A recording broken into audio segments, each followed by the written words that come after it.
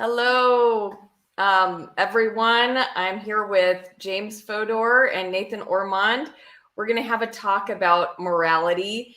And all of us, I think, have some different views. So we're just going to talk about that this morning.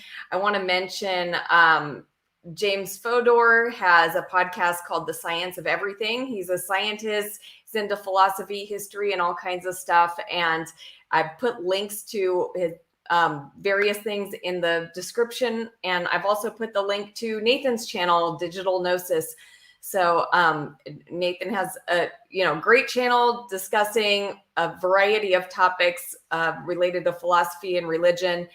And so I'm really excited to be here with these guys today. So thanks for being here. Yeah, thanks for the invite. Yeah, thanks, Rebecca. So guys, how do you want to do this talk? Like, do you want to briefly state kind of like what your idea is about the source of morality or what exactly is morality? Well, maybe because the discussion is sort of framed as, is God the best explanation of morality? I guess what I had in mind is that we could paint a picture of what meta-ethics is, talk about a theistic model for that, and then talk about how that compares against different non-theistic models, which me and James subscribe to. Okay. Does that sound like a okay? Yeah, that sounds good, except for one thing is that, when me and James talked about doing this talk, it was kind of the reverse, where I was talking with James about, hey, I think you'll have a hard time showing that morality is objective based on your worldview, which is naturalism. So I definitely want to discuss. I mean, I believe God is the source of morality and that morality is objective, but I don't want the whole discussion to be like, with theism in the hot seat and not like actually address naturalism and like the issue with morality there. Does that make sense? I think that makes sense to me. I mean, maybe we could just briefly paint a picture of those things, right? Maybe in 5 or 10 minutes, and then spend the vast majority of the time on that other way around. Okay. I don't know if you have any thoughts, James. I'm just having fun with you guys. So whatever, let's hear what James wants to do. Yeah, I guess one of the things I was interested in doing is exploring Rebecca's ideas about how morality is related to God and why she thinks that you need God to have an objective morality. And obviously this is a viewpoint that a number of theists hold, not all, but there are quite a few who make this sort of argument. And to me it's a little bit puzzling. I think, I guess I see things rather differently, and so I would hope that we could kind of try to maybe make some progress in understanding each other better. Also, my face looks really washed out. Let me see if I can fix the lighting here a little bit. But great. Maybe we could start just by what was I going to say? Yeah, maybe we could start just by making sure we're on broadly the same page with terms about what we mean when we say morality and also objective. I don't know, maybe if you wanted to go first with that, Rebecca, since you mentioned objectivity just now. Sure. Yeah. Well, I would say when I say objective morality, I mean something that is beyond just simply someone's opinion. So something that's beyond human opinion, something that's transcendent, whether the source is, God, or if you could possibly find another source, but like something that exists in a state that's just beyond my perspective and your perspective, which can be quite different. Yeah, I think broadly that characterizes what we would agree to. Maybe we'd phrase it slightly differently. Point of agreement. Yeah. I think the transcendental part is where we might struggle, because I think, for example, we'd probably both agree that there's like an objective state of affairs as to whether there's a bottle here or not, right? But that isn't. It's objective, but not transcendent. So something doesn't have to be transcendent to be objective. And then I think that would maybe would highlight one of those areas of disagreement. Okay, and I just want to make it clear. I'm not stating that moral, like objective morals exist. But what I am saying is that if naturalism is true, I don't think objective morals can exist. So that's kind of the position that I'm coming from. But what about you guys? Can you like simply state where you're coming from? Nathan, you want to go first? Yeah, sure. So maybe I think there is going to be a slight difference in the way that me and James think about these things. But I mean, my views are evolving, and I mean, James isn't set in his positions either. But I mean, like, I'm learning a bunch of philosophical stuff as I go along, and I think James is a bit further down that journey, right? So his is a bit more fleshed out, maybe. Mm-hmm. But for me, I think that broadly, when there's like a data point that we're trying to explain here, which is moral discourse that humans engage in. So it sort of is the case that we observe that people talk about moral discourse in all sorts of different forms of human life. You know, should America have withdrawn from Afghanistan in the way that it did? Or should I become a vegan? Should I be going to church and worshipping a god of some form? Like all these things sort of have a moral element. Or even in the discourse that we're having today, it's like, should I misrepresent your views and attack your character? Or you know, like all of these kind of moral elements. And then what we're trying to do in metaethics is, rather than prescribe a sort of particular course of action for some particular instance of morality, so like whether the US should have withdrawn from Afghanistan or whether abortion should be done or something, we're trying to sort of tell a metaphysical story that talks about what that moral discourse is in its fundamental nature, right? So there's going to be various theories that talk about this stuff. There's going to be, broadly, you can kind of divide it up in various ways, broadly between sort of moral realist positions and anti-realist positions, or there's going to be other divisions between like cognitivist and non-cognitivist positions. So maybe I'll take the first sort of division between a realist and an anti-realist position. So a realist is going to say that our moral discourse actually stands for some moral thing in the world. There's some kind of grounding for it, right? Whereas an anti-realist is going to be saying that there isn't grounding for a moral discourse. So then again, even within realism, though, there's going to be sort of weird edge case theories, like error theory is going to say that we're sort of systematically wrong in our discourse, even though it's kind of truth apt and stuff. Now, I think the direction that we all broadly come under is going to be a cognitivist theory. Cognitivist theory is saying that moral sentences, so like it's wrong to kill babies, are truth apt. That means that they can be true or false. So it's not like when I stub my toe and I go, ouch, you know, I've just stubbed my toe. And it's not like I'm sort of, say, prescribing to you some course of action, something like that. It actually is the case, right, that it's wrong to kill babies. And then the difference is going to be, how do we sort of cash that out metaphysically? So someone who's a divine command theorist is going to say that the moral status of something like it's wrong to kill babies is dependent on essentially the will of God or the attitude of God. And then there's going to be various questions about, you know, like, how does that work? Or how do we know that that's the case? Or how does that ground normativity? But that's going to be the basis of a broadly theistic framework. Now, it's interesting because Catholics actually broadly take a different view, where they're natural law theorists, so don't tend to be divine command theorists. But most Protestants are going to go with like a divine command theory. Now, there's going to be various atheistic pictures of what's going on there, like what could make it true that it's wrong to kill babies, and basically, that just means that it's not going to involve God in that picture. So it could be that there's a non-natural, something simple like a form of the good, right, which somehow interacts with moral states of affairs to make it good to do something, or to make it wrong to do something. It could be that something like Aristotelianism is true, and somehow goodness inheres in substances. And it also could be that there's a reductive natural story to be told there as well about what's going on. So it could be that actually there's sort of intrinsic goodness in particular natural states of affairs.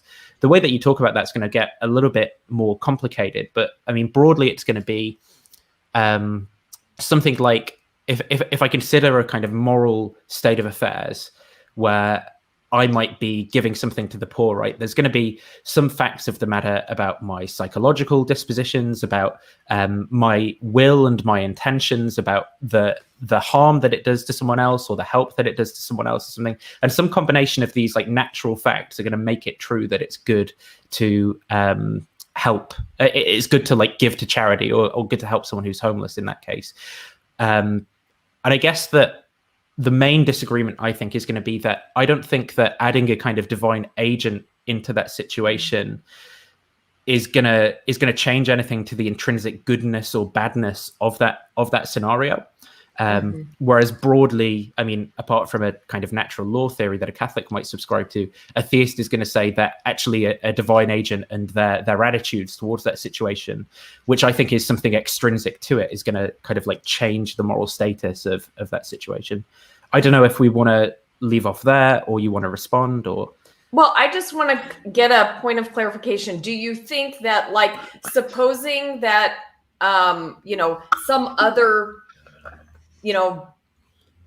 people of, alien of some sort evolved in another way, could their morals be different? Like, is morality subjective? Could they have a different system of morals? For me, it depends what you mean by the question. Could they have a different set of morals? Like in terms of, there's no contradiction between them having a different set of morals. But the question would be, would it be genuinely morally good, right, for those aliens to behave differently? And I would say on my account, no, it wouldn't be genuinely moral good for them to behave differently. So, okay. But you do believe there is something called good wherever it comes from. There's something that's good, and that would exist in anywhere that life existed. Yeah, it's gonna kind of, I think, be dependent on. I think that there would be some sort of nuance to that, right? So there might be things that are morally good for humans to do that aliens just wouldn't have the relevant sort of biological architecture for it to even make sense to say would be good or something. But broadly, I think when you're taking a moral realist position and you're going to say there is a fact of the matter about the case, then yeah, that's like a mind independent fact of the matter. It's not like reducible to someone's opinion about it, whether we're talking about the opinion of a cultural consensus, a species specific consensus, or an individual agent's consensus. Okay, great. Thank you. And I just want to insert this before we hear from James. You guys, if we get into everything that you have to say about this is going to be a 7-hour talk. Sure. And there's actually a 7-hour talk. If you want to hear more deeply about, what Nathan and James have to say about this, go to Nathan's channel and look for the 7-hour talk they just did on this, which I didn't watch because, guys, I can't commit to 7 hours. So I hope that you can simplify it a bit here. And for me and I know you guys could spin me around with all kinds of philosophical jargon. I'm not going to be able to follow you. I mean, try to keep it simple for me. And I think we can, understand without having every concept teased out to its, base thing. I don't know, but let's see. James, I think Nathan gave a decent overview of some of the sort of key areas, and maybe we can try to highlight the aspects that are the most critical here, and try to focus on as you said, Rebecca, keep things simple and focus on the key things that are relevant. So from my point of view, I think one of the things we might need to hash out a bit is what is the meaning of moral language. We've sort of talked about what we mean by objective, and I think we're on the same page there. It's sort of independent of any particular person's opinion. So for me, when we talk about, for me, what morality is ultimately about is about basically doing good, right? And by doing good, I mean something like bringing about things of value, and for a lot of the case, not a lot of the case, in a lot of cases, that's going to involve like helping people, so promoting the well-being of people, but that's also going to include things like animals as well, and maybe there's other types of value such as aesthetic value and things like that. But I mean, perhaps if we want to keep it simple, we could just say, you know, helping people and improving their well-being and reducing suffering and things like that. So broadly speaking, that's what I sort of think morality is about. And so because you know, whether or not someone is suffering or experiencing joy or whatever isn't really dependent on your opinion, then in that sense, I think it's objective. Now, obviously, there do need to be people around to, you know, experience those states. So, I mean, if the universe just had rocks in it and no people, I'm not sure that there would be morality. But as long as there are people around, or even animals or other beings that can experience things, I think there will be the moral facts of the matter. But I'd be interested, Rebecca. I mean, obviously, on your worldview, God's going to play a role in morality. So that's not really the question so much. It's more like what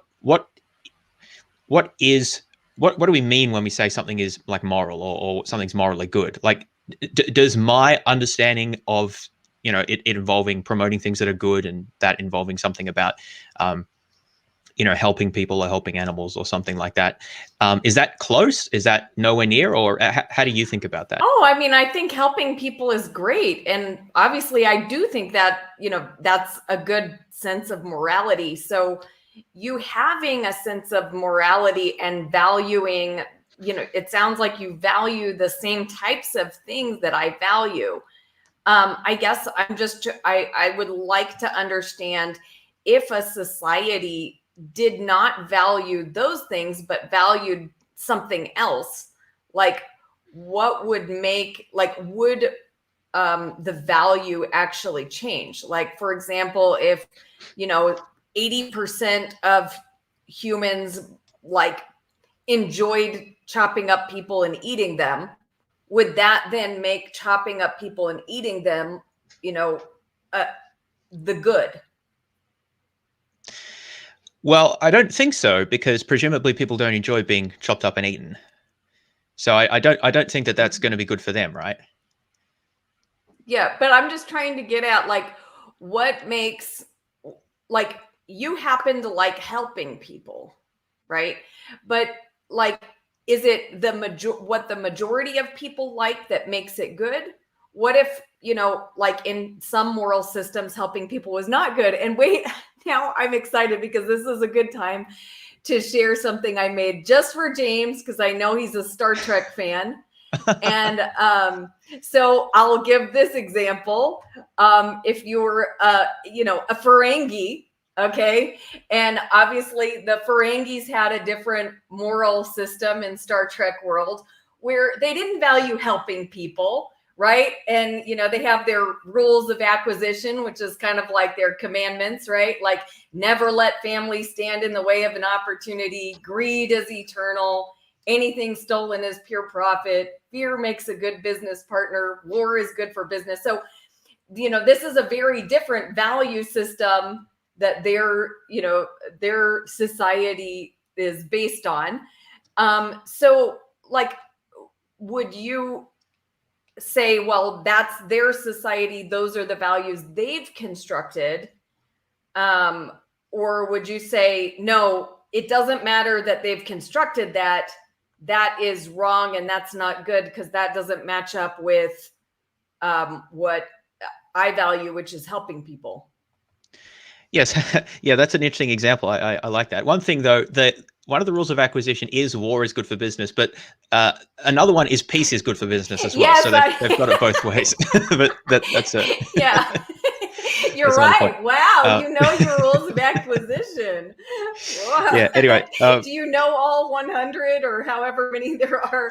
No, I don't. Although I seem to recall that the first one was like the 50 something. So I don't remember the number, but in order to create demand for the previous one, so they started, you know, partway through. But anyway, yeah. So I think that's an important maybe clarification that this raises here, because I think that this is, well, I don't know. It seems that this misunderstanding comes up because my claim isn't that something that that like helping people is valuable because that's what I care about. In fact, I think it would be valuable even if I didn't care about it, or even if no one cared about it, right? It's valuable because that's what morality is about. It's about, well, not just helping people, it's about sort of doing good things. And so, I mean, that's why if you ask, oh, what if everyone valued, chopping people up and eating them? Well, I mean, so long as we live in anything like the world that we live in where people don't like being chopped up and eaten, then I'm going to say that's bad. Now, if we have a weird world where everyone loves that and that's like the greatest thing ever, then I'm not really sure what to think about that. But that's just not how things are, right? So I'm going to say it's not so much whether you or I or anyone particularly values helping others. It's the fact that helping others is helpful to others, like it improves their well-being and helps them to live a better life. That is what makes it good, even if no particular person or few people actually feel like they care about helping others. So the distinction is between what is it that makes something good and then whether people feel motivated or interested in following that. So my view is that you can have things that are good, but even if people don't feel, maybe you could even know that that was good, right? And just not particularly feel like you wanted to, follow through with that. Maybe I could add something. Oh, sorry. Go ahead. No, go ahead, Nathan. I think something to add maybe to what James is saying there about these counterfactuals, right, is you can sort of set these up for every ethical system that's trying to provide an account of what the good is. So say a divine command theory, right? You could say, if God commanded chopping people up, then it would be good. Or you could say, like take a deontic approach, right? If it was a universalizable maxim that everyone ought to chop people up, then it would be good, right? It's just kind of trivial for any story that anyone's going to tell that you just put it then as the antecedent, right? As something with chopping people up, and then say then it would be good, and it doesn't really tell you anything that informative. So if James is kind of saying, well, it's reducible to these certain things about what people value and so forth, right? And then you say, well, if people valued that, then it would be good. It sort of might be trivially true, right? But only in the same sense that it's like, well, if God had a positive attitude about chopping people up, then it would be good on a different view. That's going to kind of be a sword that could against any theory. Okay. Well, now, what if the Ferengi looks at you, James, and says, helping people, blah, like no way, that's awful. That stands in the way of profit. So then how do you answer the Ferengi?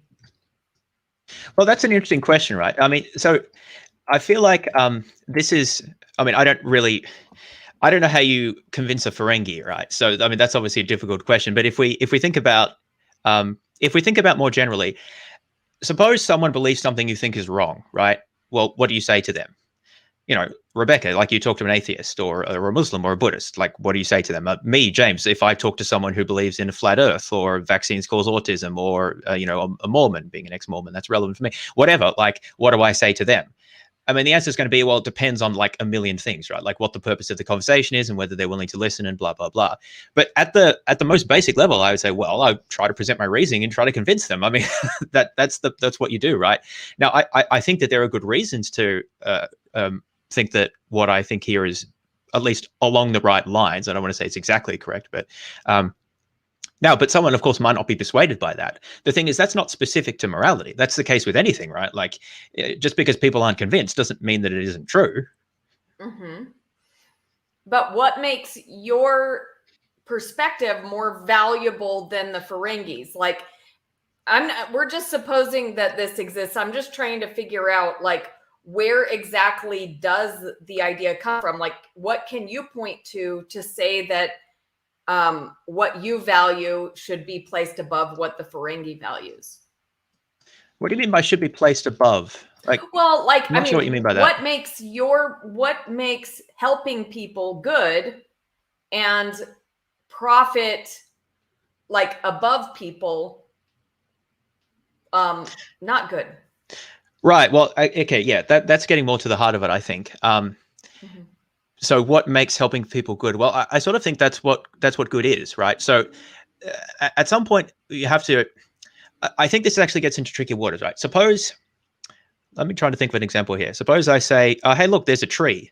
And you ask, well, how do you know that's a tree? And I'm like, well, it's got a, trunk, and then there's branches and leaves, and, and then you ask me, oh, okay, sure. But how do you know that that's what trees are? Like, how do you know that trees have trunk and branches and leaves and all of that stuff, and they grow from the ground? And I say, well, I mean, that's just what a tree is. Like that, those things are the properties of trees. And at some point, it's not clear what better answer I could give. So if anyone asks sort of questions like that, well, how do you know that that's what that thing is? I just think, well, you sort of think about the concept and how we use it and what it refers to, because we're talking about words here, right? Morality is a word, and we have to work out how we use it and what it refers to, just like trees. And I would say, although I'm not saying morality is just like trees in all respects, I'm using it as an analogy here. Just like if someone asked me, well, how do you know that trees have branches and trunks and leaves? I would say, well, I mean, that's just what a tree is. Like, that's how we use the term. That's what it refers to. Likewise, I think for morality, well, it's about, doing good, helping people, promoting well-being and such. That's, I think, how we use the term. That's what it refers to. Obviously, we could look at moral discourse, and we could look at different ways that people have employed it. That doesn't mean 100% of people have to agree on that, obviously. But I think, like, broadly speaking, that's how people use the term. If I said, I mean, what is it that I think it's, who was it who said morality is like my left foot or something like that? Was it Alex Malpass? Alex Malpass, yeah. To give a silly example of how that would just be a clearly wrong answer. Like, that's just not what morality is. Now, I think there are other wrong answers that are less clearly wrong, right, that other people have given, and we could discuss those. But I guess what I'm going to say at some point is that, if you ask, well, why is morality that thing? I'm just going to say, well, I mean, I think that's what it is. I don't know. At some point, you're not going to be able to continually give an answer to why is a tree a trunk and branches. Like, does that kind of make sense where I'm coming up with that? Well, it doesn't get to the heart of the matter, though, because the Ferengi, and of course there are different human opinions about what's important, but just to stick with the Ferengi example, the Ferengi is going to say, what? Good? Yes, good is profit. Profit is good. Greed is good. And the Ferengi is not going to value family or helping people like you value them. So, well, they may not. That's right. But remember, just because someone doesn't value it, at least on my view, and plausibly yours as well from what you said, that doesn't mean that it isn't good, right? It just means that they don't value it. But where does good come from? Like, I guess so. Like, what is the source of that for you? The source of good or goodness? Yeah. Oh, well, yeah. Okay. So I've said before that I think morality is about sort of doing good and promoting well-being. And so I think that so this is sort of a further question, because not everyone agrees that morality is about like promoting things that are good per se. Some people think it's more about following rules. Or they could say, isn't that the good? But I think there is a distinction there. But anyway, so I think morality is about, trying to do as much good as we can, broadly speaking. And then you ask, well, what's good then? And I think good is, at the very least, it's trying to improve and promote human well-being and reduce suffering. And when I say human, I also mean animals as well, but I might just say human for simplicity there. As I said before, there might be other types of good as well. Like maybe there's aesthetic good that's perhaps separate from humans. I tend to think not, but I'm just highlighting the fact that there may be other types of good. But at the very least, I think that the experiences of, say, human beings are intrinsically good. That they're not good in virtue of anything further. That they just positive experiences, not all experiences. Positive experiences, human well-being and flourishing. That is intrinsically good. And so if you would ask, well, why is it that way? Again, I think I would just say, well, I think that's what good is. Like that's what we mean when we talk about good. Maybe not everyone agrees, obviously, but that's, just because there's disagreement doesn't mean that it can't be true. And so I don't know that there's much further to say again, I think it's sort of like asking, well, how do you know that that's a tree? Well, I think that's just what trees are. I think that that's what good is. Ultimately, if you sort of ground it down, it's human flourishing and well-being and, reduction of suffering.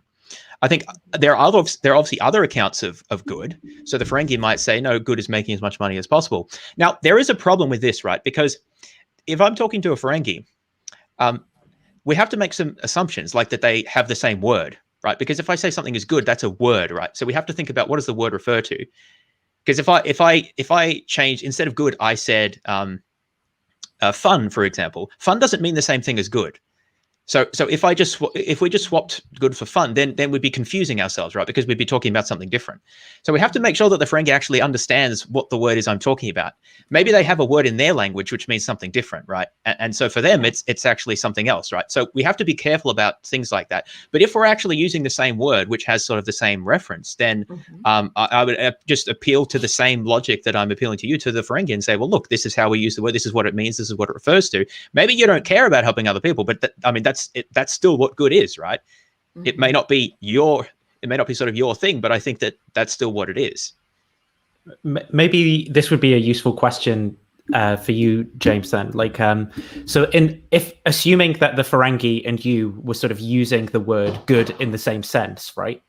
The way that can be moral disagreement, you just sort of say that they were just mistaken if they kind of cash that out in terms of hurting other people or just making profit or something. In the same way that maybe, for Rebecca as a practicing Christian, if someone says, well, I don't believe in the God that you believe in or something, Rebecca's not going to sort of say, well, why am I putting that opinion above yours? But she's just going to say, well, you're simply sort of mistaken when it comes to this particular question. And if someone cashes out good in a particular way, you're just going to say, well, that's just wrong, right? Is that correct?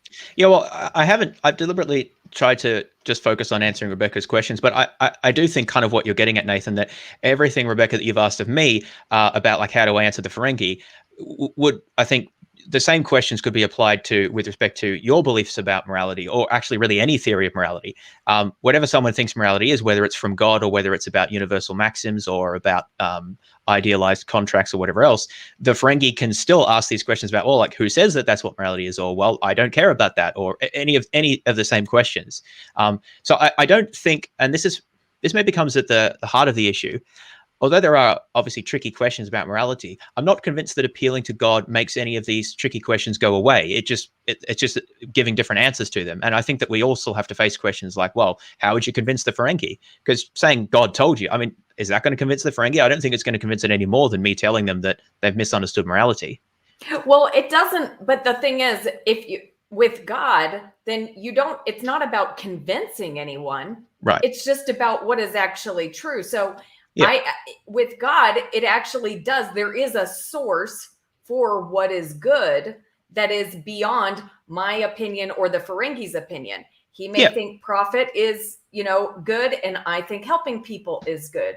But, the Ferengi, if God says that helping people is good, and, if that is the nature of who God is, and that is the way that, his nature is expressed in the universe, then helping people is actually good and the Ferengi is wrong.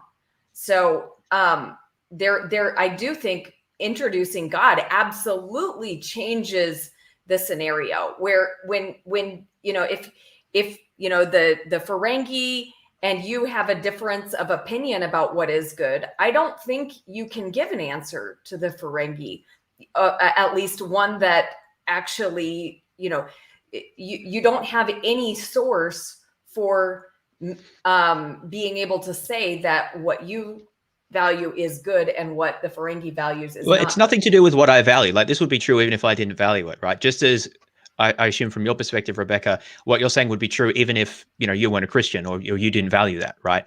So again, it's not true because I value it from my point of view. Right.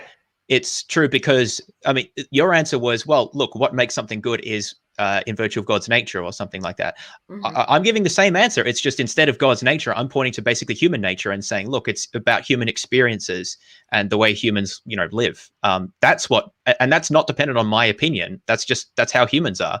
So that's my answer. And I don't know why that is not. Obviously, it's a different answer, right? We could argue about which provides a better theory, but I'm not sure why, in principle, that's ruled out as an answer. Whereas you say, no, you've got an answer, but my answer's not even allowed on the table. I that's what I don't see fundamentally. Like, why is that not at least an answer? Maybe it's a worse answer, but you don't seem to even think it is an answer. That's what I don't see. That's what I don't quite understand. Yeah, the reason I don't think it's an answer is because I think.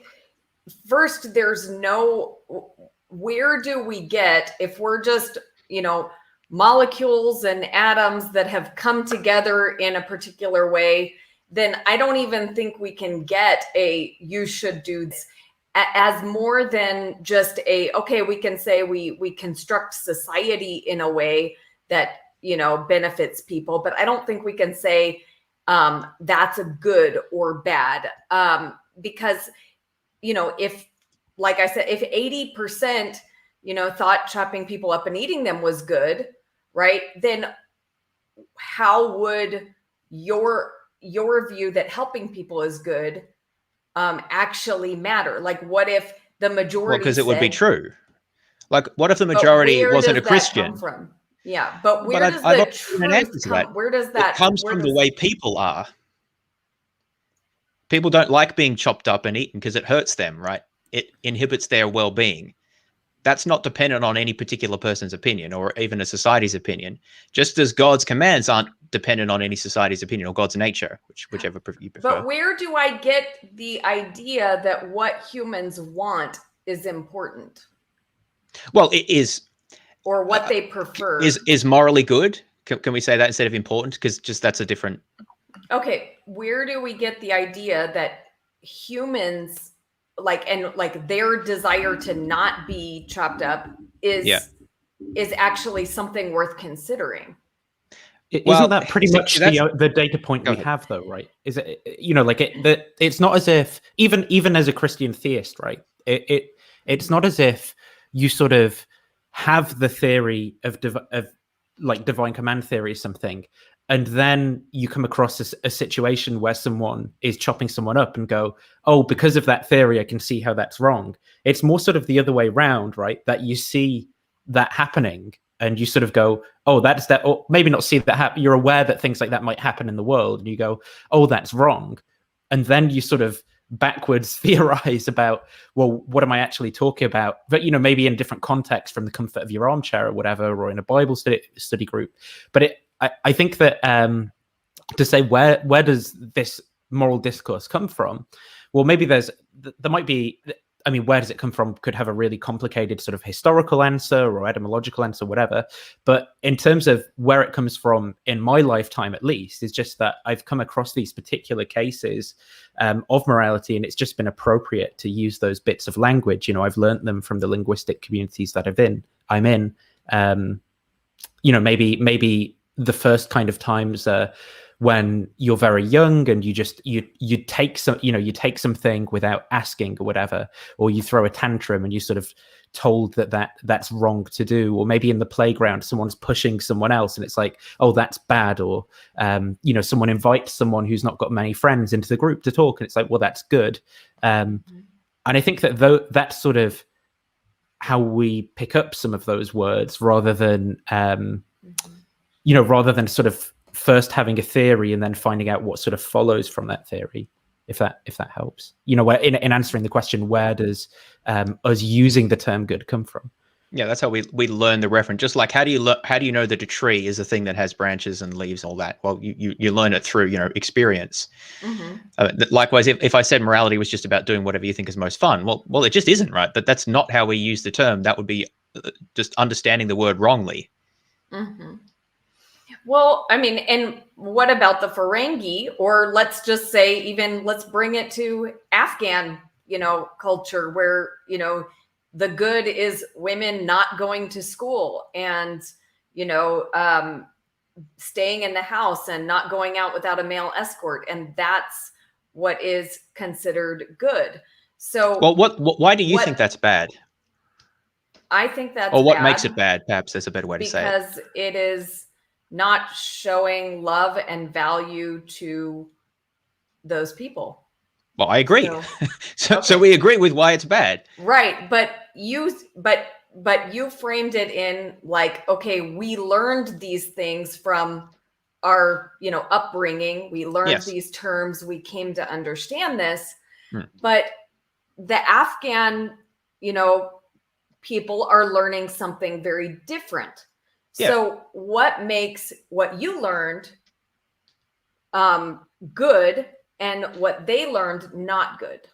Well, what makes, so in Afghanistan, most people are Muslim, nearly everyone's a Muslim, and you're a Christian, right? So you have different beliefs about God and spirituality. What makes what you think about it good and what they think about it, or at least less good or not as good?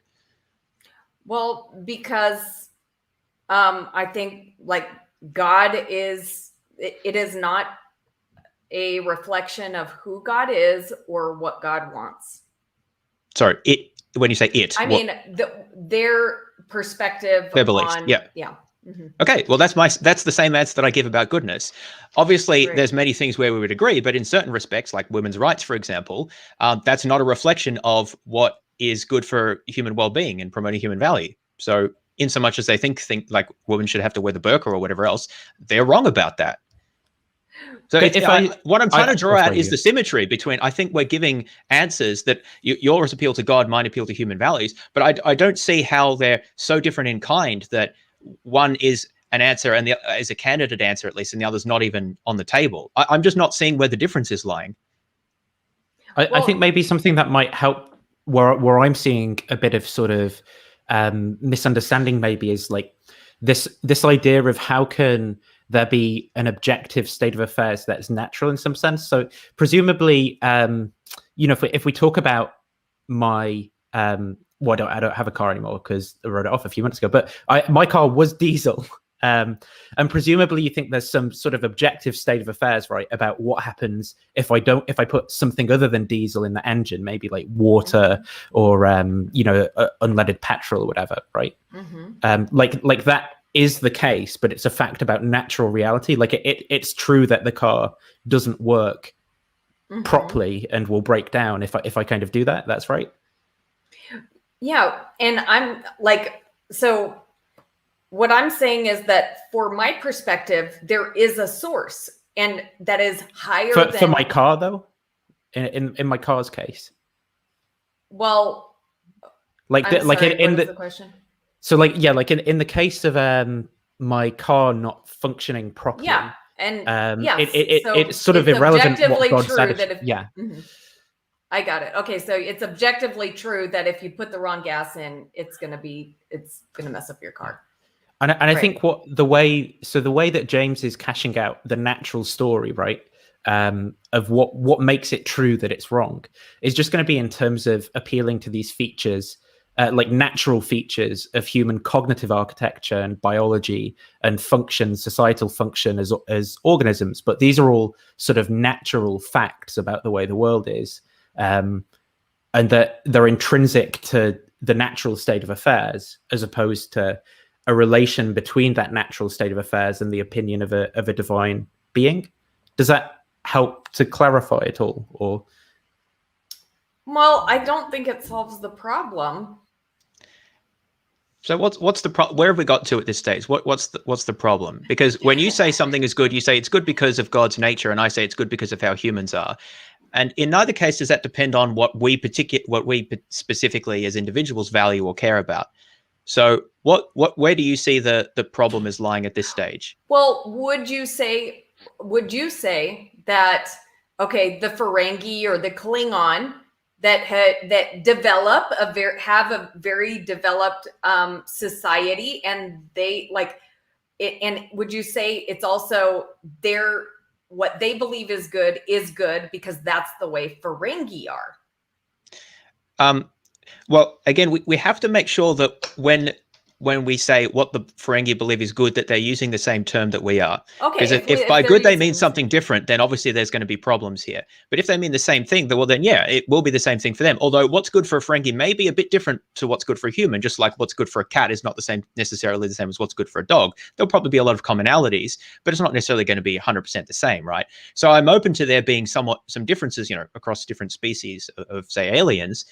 Maybe what's good for humans is a bit different to what's good for Ferengi. But there are going to be limits to that, right? I don't think that stealing and torturing and things like that is going to be good for a Ferengi either, based on how they're presented in Star Trek, at least. Well, yeah, so, maybe this would help as well. So, I mean, if we appeal to the way the Ferengi are sort of naturally, they seem broadly very similar to humans, but sort of with bigger ears and a bit different colored skin or whatever, right? But they seem to have similar. there seem to be similar sort of rules about what governs their kind of social interactions, their economic states of affairs, and things like that. And again, I think that means that when appealing to what, again, presuming that we're using good in the same sense, appealing to what would be good for them, James can use the same sort of reasons for them as he would appeal to say the Taliban about why what they're doing or the way that they want to organize a human society would be bad or wrong to the Ferengi, because there's going to be these sort of relevant features that are going to not contribute to human flourishing in certain ways. In the same way that putting unleaded petrol into my car, it's just not going to work properly. He can appeal to these physical facts about the way the Ferengi are and say, well, governing society in this particular way is just not going to lead to the correct kind of functioning of your species as adopting the term. That's why I think you're mistaken in your use of the term good. Okay, so James, do you agree with what Nathan said? Because that's something different than you said. You said that they could have a society that's constructed on different values, and that would be their good, right? Sorry, that's what I said? I didn't feel like that's what I said. I said there may be some differences between Ferengis and people, right? Okay, but broadly speaking, I think, good for them is going to be pretty similar to good for us, as long as we're using term good in the same way, which, again, is important to clarify because, language matters here. We need to make sure. Ferengi might have a different word, which, they think is translated as good, but it's actually a different word for them, right? But assuming that they're using that word in the same way, then, it's going to be fairly similar, I think. But if they're saying, no, James, you're wrong. What we don't value helping people at all. Like, that is not on our list of values. Our values are profit at any cost. Then what's the problem? Will you say, okay, that's your way, that's the Ferengi way, and that's your good? Or would you say, no, that's wrong? So I'm just what reasons would you appeal to? Are you actually, is what you believe subjective morality, or is there like a standard that is good that's beyond just your opinion or Ferengi opinion? Well, let me ask you, Rebecca, what do you think I'll say to that? Because I feel like I've answered this question in different terms. Do I think there's a standard outside of people's opinions? Because I feel like I've mentioned it a number of times. Yeah, you're saying that, yes, there is something good, but I'm saying which is based in what? I'm just trying to make sure we're on the same page. You're saying it's just what it is, just like no, but I said something more specific about what is the nature of good. Well, I mean, I agree. In human value, right? In well-being and experience and positive experiences of people, and I guess Ferengi as well, if we're talking in that terms. So that's what I think good is broadly ultimately about. But right? If their positive experiences come from different things, then like, would you say, okay, your positive experiences come from stealing from people or stealing from Ferengi, and that's the Ferengi way, so that is good? Well, the thing about stealing is stealing necessarily implies taking something that belongs to someone else without their permission, right? So I don't really see how that can be something that can be good for any species, unless somehow Ferengi like having their things taken. But I mean, we know that that's not true for Ferengi, right? So that's just not going to start. So obviously that's not going to work. Now there may be some differences, just like, things that I like are not necessarily the same things as you like, Rebecca. I mean, I might like different food. I might like to, I might like winter. You might like summer. I don't know. There's all sorts of things that might be different across people. We don't want to say it's literally exactly the same for every person. That would be rather silly, surely. Mm-hmm. But there's going to be lots of commonality, and those are the things that I think are particularly relevant with respect to morality. So when you talk about things like, torturing and stealing and hitting people or abusing them and belittling them and all of that kind of stuff, well, that's all bad because it hurts people and diminishes their well-being. And it doesn't matter if you particularly or me or anyone else doesn't care about that. I mean, we try to persuade them using whatever means we can. Just as, I mean, again, you might teach someone about Christianity and they say, well, that's interesting, but that's just for you, Rebecca. I don't care about that. I mean, what would you say to such a person? At the end of the day, you just try to convince them as best as you can, or maybe you'd appeal to the Holy Spirit as well, but you do your best you can to appeal to them. And I mean, if you can't, well, then you can't. I mean, that's just how it is, right? You can't always convince people. Right. But it doesn't, like, when we're talking about what's true, it doesn't really matter what people are convinced of, right? Exactly. Like, so yes, that's the point I've been making. I can convince them. Yeah. Well, so I mean, we might be like sad if we can't convince but them, but we're how still about- missing each other's. Do you think in the case of torture, for example, right, for like Ferengi torture, that it would be true that there's a party that's being harmed? If I took James's worldview, if I took just from any naturalism, worldview, right?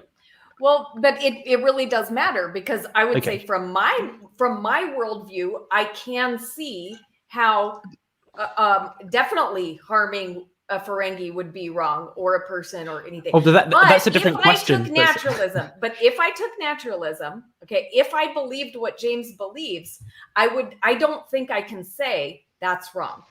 Well, the question isn't about wrongness, right? The question is just to do with the meaning of the word torture. Within a Ferengi society, if someone's being tortured on James's worldview, let's just say, does that mean that there's at least one person? Well, yeah, one person is being tortured. Does that mean that person is being harmed in some sense, or are they enjoying it? That's a matter of perspective. So from that person's point of view, but that's a matter of perspective, because they could exist where they don't believe that that's harm to them. I mean. Well, I just think that wouldn't be torture, though, right? Because that would be someone like be wrong about what's harmful to them. I mean, absolutely they can, right? Yeah. I can smoke and not realize that it's bad for me. So it doesn't even matter to my account whether someone doesn't even know that something is harmful to them. Although I think that if someone's being tortured, they will generally know that. But there may be cases where they don't. Of course, you can imagine examples. Like, I mean, smoking is an example where people may not know. So it's not even about whether they subjectively believe that they're being harmed. It's about whether they are actually being harmed, that it makes it good or bad. Well, so that's the foundation there. But I just don't think we could call it torture if they weren't being harmed in some sense. Well, yeah, I mean, that's sort of the point, right? That seems to be what torture means. Yeah, okay, I agree. Let's, they are being harmed whether or not they realize it, but why is that bad? Well, I think that what makes that bad? Well, we can talk about that, but I think the first thing to identify is just that it's features of reality like this that are natural and objectively true or false, that James is appealing to in painting this picture of what makes the moral facts true or false. But then, yeah, we can talk about like why that would be bad a bit more. Mm-hmm. Yeah, but if we can agree that someone being tortured is what was the term you were using, Nathan? I've actually forgotten now. Is harming them. Yeah, harming them. Okay. Yeah, harmful to them, and it is regardless of your or my opinion, or even arguably their opinion. Okay. Then that's an objective fact, right? So then we can ask, okay, but does that have anything to do with morality? Now, I contend that it sort of clearly does if we know what morality means. I would say if someone genuinely doesn't know whether torture has anything to do with morality, then they don't understand what morality is about. Just like if someone asked me, look, that thing there with the trunk and branches and leaves, I see that, but is that a tree? I'm not really sure. I think it might be a sausage. And I'm just like, dude, you don't know what trees are if you think that could be a sausage. Like you've missed some stage in your development where you learned what the word tree refers to. Likewise, if someone doesn't understand that torture and causing that sort of harm relates to or is a key component of morality, then I think they've sort of missed the bus on what the term morality refers to. But how do you get that is not good in your worldview? Like, how do you get that? Like, where do you get from just just molecules that just happen to come together in just the right way so that you can think and act and do all these things? Where do you get the idea that we should not harm?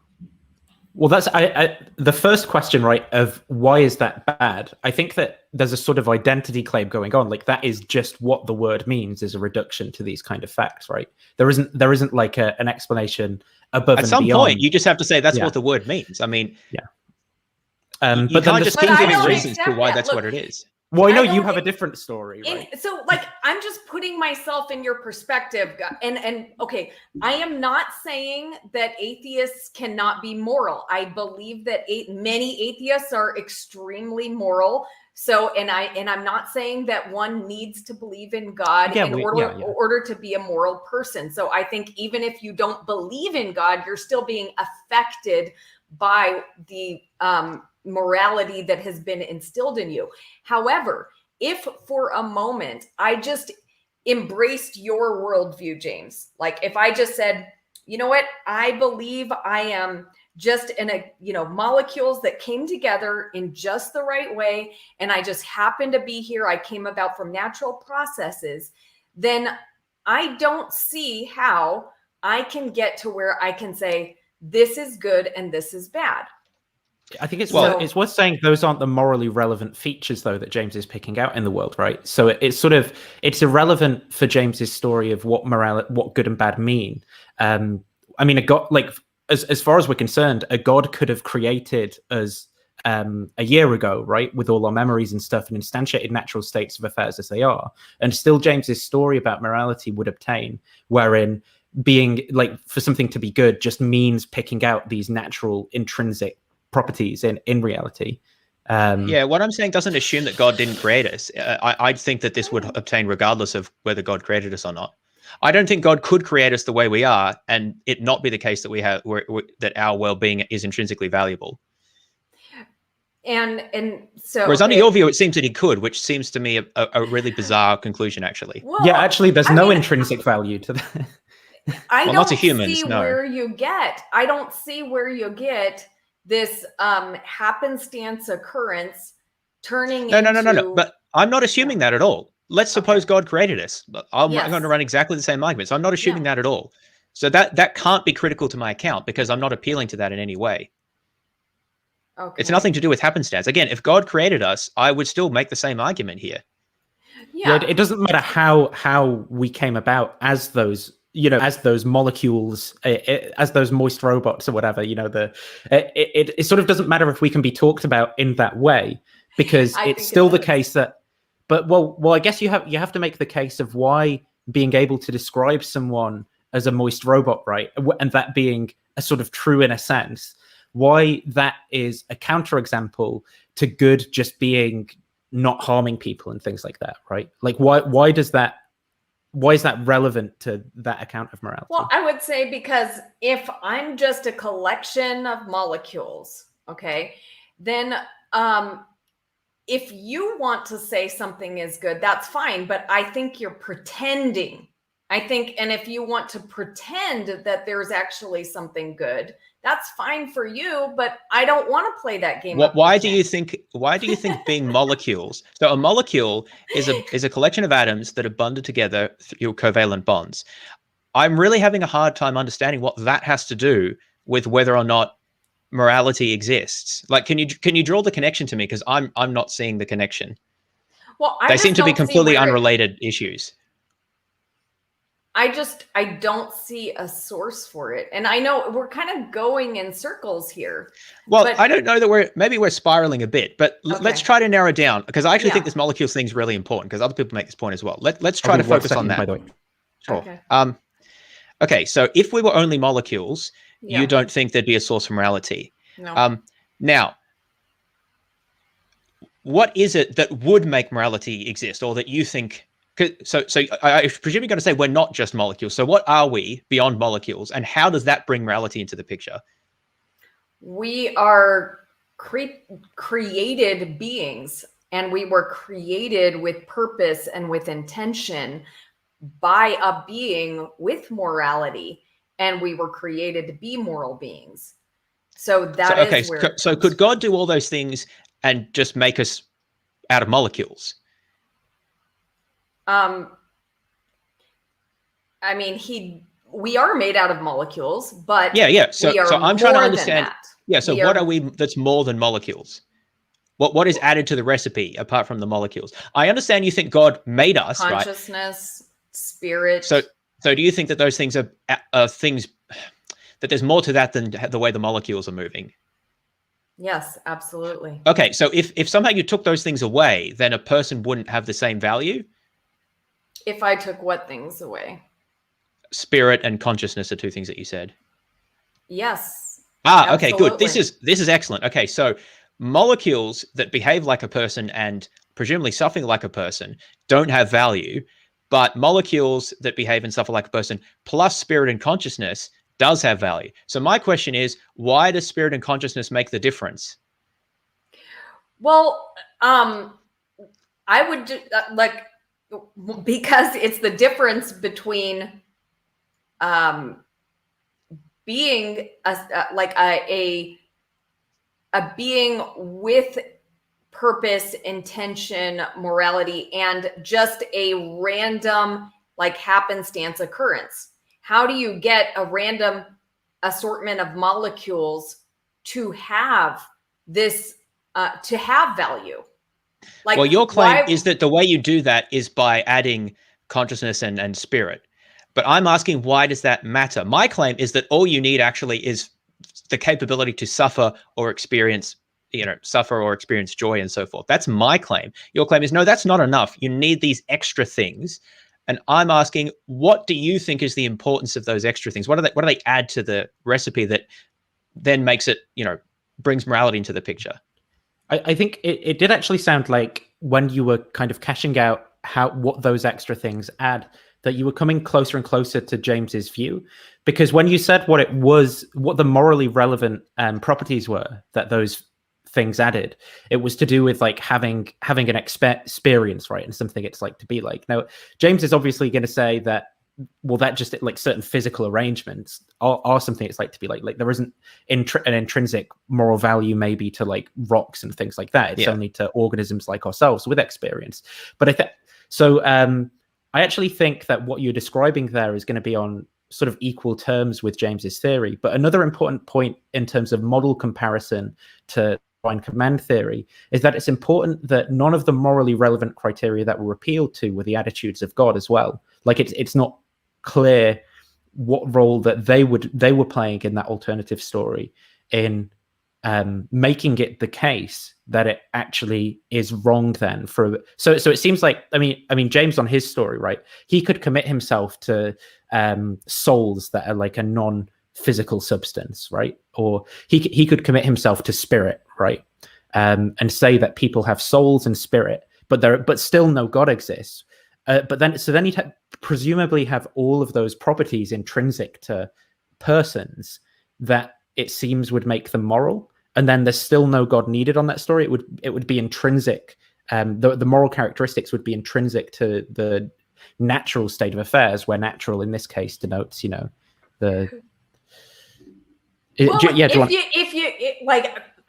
my view is that you don't get any of this without God. You don't get consciousness, you don't get spirit, you don't even get the molecules coming together. You don't even get molecules without God. So I think it's like, how can you're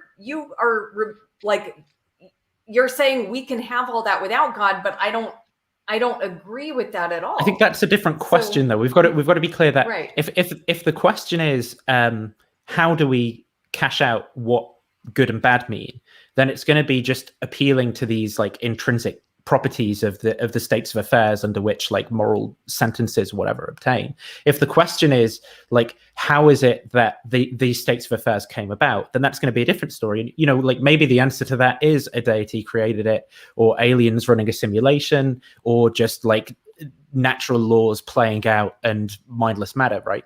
Fundamentally, but that's a different question to how do we ground what moral talk is about. Yeah. So Rebecca, here's a question for you. I don't know if this is going to be helpful. Do you think if God wanted to, I'm not saying he necessarily would, but suppose he had his reasons, could he create, I don't know, Ferengi or Klingons or some other aliens that didn't have, like walked and talked and did, this sort of stuff that we do, but that didn't have moral value? Like you could just kill them if you wanted to. That's possible. Yeah. Okay. That's interesting. Yeah. I mean, why? I mean, what do you think is interesting about that? Like, what would make that not possible or questionable? Well, sorry, go ahead, Nathan. Well, it's just to say, I think that what's interesting about that is it would mean that you could have a world, right, where everything is basically exactly like a physical duplicate of our universe, right? But where there was actually no moral status between people murdering and torturing each other, because God would just have different attitudes about that. There would be a different relationship between God's opinions about the natural state of affairs in that world and the state of affairs than there is between our state of affairs and God's attitudes about them. So I think that that's what's interesting, is that you could have like a physical duplicate, right? But it would actually be moral in that case for there to be like murder and whatever other kind of things that we'd all point to as paradigmatic cases of evil that's or wrong. one of the reasons I asked that question, is to try to abstract away from these questions about like where did molecules come from and God created all this stuff. Because again, my view is sort of stronger than saying that God just didn't happen to create us or something like that. I'm saying, look, it actually doesn't matter whether God made us or not. So let's just grant everything you believe about, where matter came from and where the universe came from. And let's say God created us. And then I ask you, suppose that God wanted to create us, but create us in a way where we didn't have moral value. Is that a possibility? Is that sort of conceivable? God could have done that if he wanted to. My position is he couldn't. He could not make us the way we are. I mean, maybe he could make us so that we're like rocks and then we wouldn't have moral value, but that's a different question. He couldn't make us the way we are and us not have moral value, because moral value for us is about our experiences and well-being and suffering. And God has made us in a way where we do have those things. And he can't somehow have the suffering and the well-being, but not have the moral values. I think the technical term here will be supervenience, that they go together, right? And you seem to think that they can be pulled apart. And to me, that's, I just find that very surprising, actually. Well, I mean, what would motivate such a view? Well, to be honest, I've never thought about that question. So I'm giving you kind of that's fine. I mean, this is a discussion, right? Without like deeply thinking about it. And I'm just supposing that, God being, as powerful as he is, he could, create some kind of situation as that. But I see your point, and it's something that I would have to think about more. So like, don't like get me on that, because it's just something I haven't really thought about. Yeah. Well, look, theists do take that. Yeah. Like people, so Richard Swinburne, right? And when I mentioned Catholics who are natural law theorists at the start, like they actually do go down that route of saying that morality is intrinsic to the natural state of affairs as it is, and isn't reducible. So they broadly agree with agree with me, right? They would say it's impossible for God to have created us as we are and us not have moral value. Now, people like William Lane Craig, I think, would disagree with that. Rebecca, I'm not saying you have to agree with any particular set. I think we're just sort of talking about what other people have said. But I think that is actually kind of important. I know it's maybe a strange counterfactual. It's just the reason I think that was an interesting question from my point of view is I wanted to get around these issues of like, are we just molecules and things like that? Because for me, that doesn't get to the heart of it. Because I feel like I could agree with, I mean, I don't, right? But I could accept everything you're saying about where the molecules come from and all of that. And I would still push the claim that I'm making about the nature of morality. And that's what I wanted to emphasize there. So yeah, we basically, I could take everything you think about where we came from, but just the key issue is God couldn't make us this way and us not have moral value. And so it's the way we are that gives us the moral value. And that's why I think that we have the moral value, even though God didn't make us, right? Because it's the way we are that's important, not actually where we came from. Okay. So I don't know where to go from here, guys. Nathan, is there something you wanted to add to where we've got to? Yeah, I mean, something I would say that I mean, this isn't to say that theists obviously are going to have an account of morality, right? And they're going to still be theists, but I do think that they should push towards these kind of views of morality rather than the reducible divine command theory things. I mean, that it's actually a really nuanced topic, though, because you could say you could hold something like James's view as a theist and still have a place for why it's what God has to command about certain things is important, or like a morally relevant thing to take into account in certain respects. But there's still intrinsic like moral facts about states of affairs in this world, right? They're not like mutually exclusive categories or something. And I think that what was the other thing I wanted to point out? It's just to say that in terms of that model comparison, I do think things like the Euthyphro Dilemma for the divine command theorist who wants to just entirely reduce things down to God's will, essentially, is going to be a really quite a kind of decisive problem for that particular model that doesn't have intrinsic goodness, because the problem is going to be, is God's will good in virtue of something extrinsic to him, in which case that seems to kind of violate his liberty and other things that are going to be a part of that model. And it makes something else the source of goodness, really, rather than God, and God's just sort of this middleman. Or is it just it is just whatever God wills good, in which case it kind of makes it arbitrary, right? And that's going to be a problem for the view as well, because we don't want to say that that morality just could have there's no contradiction in saying God wills eternal conscious torment of all beings, for example, right, or something like that. Mm-hmm. But presumably we don't want to say that would be good. It seems like that would almost be as wrong as anything could get. Just for I'm not saying people sinned or anything like that. Would just be a completely arbitrary act of will. So I think what we should do in philosophy, rather than thinking in terms of here's a knockdown argument for or against, we should sort of build up a conceptual model, like this theistic model maybe, and compare it to a natural model. And then we kind of go, well, what are the pros and cons of these? And it seems like the model that is just reducing moral discourse to this disposition of God's will just has it's not quite clear how it relates to moral states of affairs, how we know about those moral states of affairs if we've not read the Bible or something, for example. It's not quite clear how it itself actually does ground morality without making it arbitrary or dependent on something external. So I think as a model, it's got more flaws than, I'm not saying that there aren't difficult edge cases that you could draw up for something like James's view, but I think that there's more kind of benefits to adopting a view like that, even as a theist. And what makes it a benefit to, what's the benefit of adopting that view? Well, it seems to accurately account for what we actually mean by moral discourse, right? So, for example, if at any particular case of moral discourse that is going to take place in my life, so when I go to Asda, which is a supermarket in the UK, there's usually a guy outside, and I'll often think, oh, I should get this guy some food or something, right? That's a really common example that I think we'd all agree is there's something moral going on in that situation. And I think we can list off all the facts about what's going on in that situation. And on James's model, what's going on is that maybe I can sort of empathize and feel what it would be like if I was in that situation. I can understand the harm that's going on in this guy's life. Presumably he doesn't, I've got good justification and reasons for thinking he doesn't have a home, or he's exposed to the natural elements and things like that and doesn't have income. So I'm like, well, I've got this bit of extra income, so I can, buy a flapjack or something and give it to him. He's got calories and sustenance for the day that's going to improve his mood, improve his quality of life, and things like that. And that's where the explanation kind of comes to an end, right?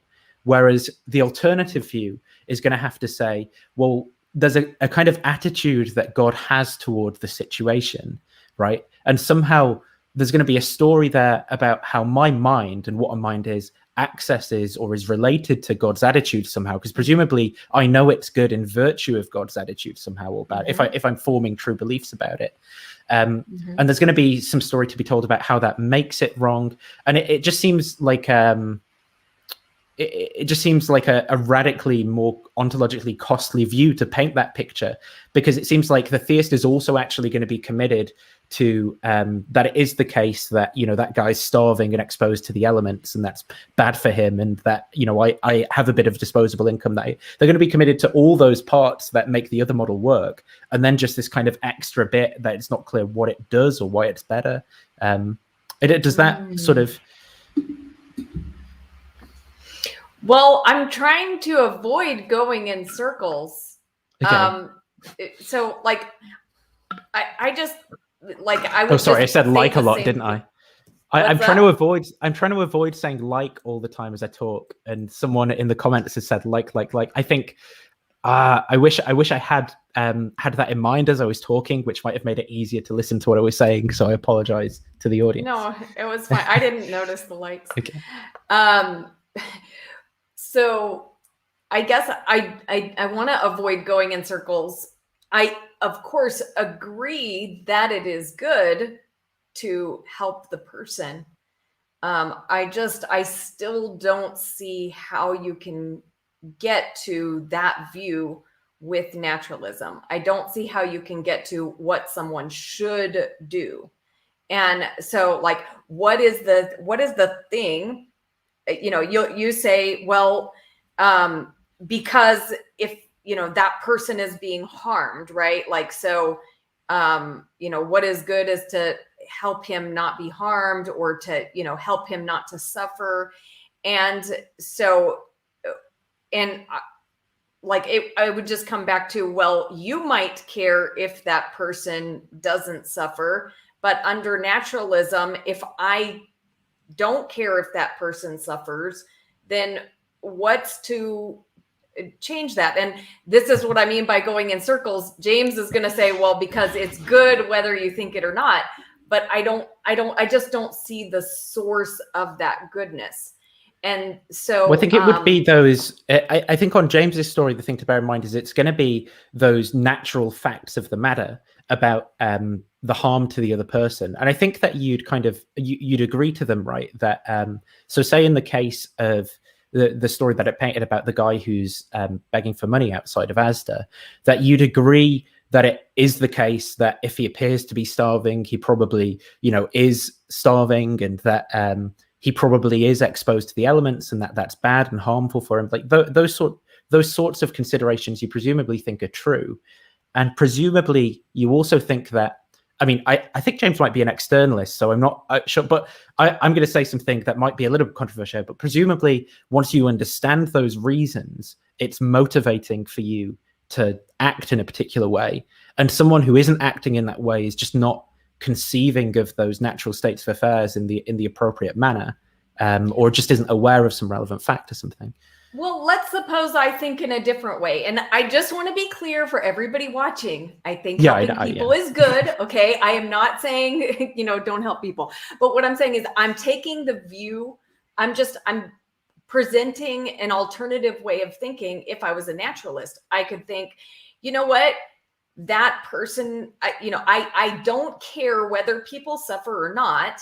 I believe that, you know, it will help the evolutionary process for the weakest people to die out. And clearly this guy is weak. And so it's actually better for the world if I take his stuff and finish him off, rather than, you know, helping him to stay in that weak state.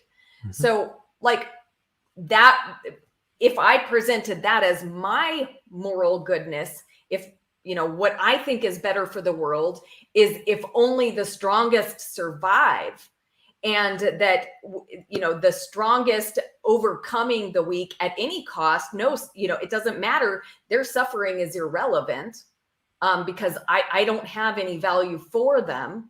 Then how can anyone disagree with me? So one thing, they can have a different opinion, but how can they assert, no, you're wrong, what you're saying is bad? Where do you get bad and good? In terms of the evolutionary story that you're appealing to there to sort of try and ground not helping the person, I would describe that as being a factually inaccurate description of what evolutionary theory would tell us, because I'd appeal to things like group selection and how by acting altruistically, you can actually increase the amount of resources that each individual within a community has by sort of adopting an altruistic strategy for behavior. And this seems to be the case in humans. And so from that point of view, if that's the only sort of piece of evidence, the evolutionary story that's moving you towards not helping the person, then becoming aware of these reasons about evolution should actually make you, you know, think that now I should help the person, right? So that would be a whole discussion to have. But I'm still going to appeal. The fundamental kind of crux of the issue is that I'm of the opinion that the person's reasons, the story that they're telling themselves about the way that the world is structured, is factually incorrect. In the same way that if the person was saying, you know, I'm not wearing, it might look slightly blue, but it's a purple jumper or something. If they were like, well, you're just not wearing a purple jumper, I would appeal to various reasons, maybe about the pigmentation or whatever, you know, to say you're just factually wrong about the matter. I'm going to appeal to those same reasons, whether it be about the way that evolution works or human well-being, human neural architecture, or, you know, I could even appeal to facts about the way that calories and human metabolisms work, as to why it would be a good thing for me to give this person some calories from a flapjack or whatever. I just think that all of those reasons about the natural structure of reality act in favor of doing the good thing. That's just what good means. I don't see. Has that sort of expanded? No, it doesn't, Okay. because then the Ferengi is just going to say to you, no, Nathan, you're wrong. Actually, our society is built on profit, and we don't care about these things that you care about. And for us, greed is good. And so their standard of good is going to be different than yours. And so it's just your opinion that, and maybe your society has been built on these principles of love and compassion, but Ferengi society is not built on those principles. We're built on other principles. And so like if we're just saying subjectively, okay, their society is built on other things, then we have subjective morality, which we're just saying we have different opinions about what is good.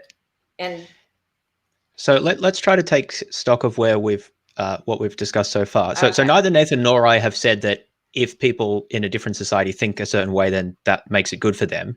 So no, I don't think anyone here is arguing that. And I think we all agree that just because people disagree with us, that doesn't mean that there's no truth of the matter. So disagreement and divergent views, I don't think are the critical issue here. What we need to, what I think we need to establish here is, what morality is about, and what reasons we have for thinking that it's about that, right? So we've been talking about what broadly I think that it's about. It's about promoting well-being and reducing suffering and so forth. Rebecca, you don't seem to think that that is sort of satisfactory as a ground or a basis of morality. But I want to I don't know that we're going to get any further on that at this point. I would just, other than just say, I'm not sure why appealing to God is better than that. But I want to ask one question, which I think maybe will shed a bit of light on that, or at least is related to something you just said before, Rebecca, which is about the sort of motivation, or I think you said should, like why should you help someone? Nathan mentioned this a little bit, but I think because this, to me, this is, I mean, some people disagree with this. To me, this is a slightly different question to whether something is, morally good, as to whether you should do it or not. They're connected, but they're not quite the same. So I think, this is actually quite a difficult question. Like in virtue of what, should you do this or that, or any particular thing? So before maybe I give an answer, I'm interested, Rebecca, how you would answer this question. So if someone asks you, look, I believe that Jesus resurrected, or God commands this or that, whatever, but they say, yeah, but why should I do what God says? How would you answer that question? I would say, because it's better for you and it's better for other people. What if they don't agree that it's better for them? They prefer to just do do their own thing. Well, they're mistaken.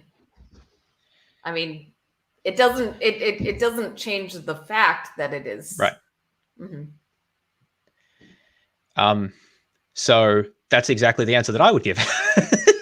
Yeah, I was thinking that as you answered it, because you didn't appeal to God's, attitudes or anything in that story. Yeah, and I get that, James. And I'm glad that you have a good moral compass. I just think you're failing to recognize the source of that. But that's why I asked the question. I'm asking you, what's the source of, like, why is it good? And you gave an answer that's perfectly consistent with what I would say. So I'm trying to find out what you think's lacking in my view. So maybe you could draw that out a little bit more. What's wrong with me giving the same answer that you gave? Well, because you're leaving out your creator who loved you and put that sense in you. So yeah, but I'm asking why that's important, right? Yeah. And you can't just say to answer that because it's important, or like that. I'm trying to understand why that's critical, not just, go ahead. It's critical because it makes it go from being just your opinion to something that's actually true and grounded in something outside of human opinion. No, but if something is good for me and for other people, that could be good for me and other people, regardless of what my opinion about it, right? Would you agree with that or Yeah, not? totally. Okay, so that's consistent with what you said then. But it's not just my opinion or someone else's opinion. Okay, now you have that opinion, but if I'm a person who says, no, I don't care about what's good or bad for other people, right?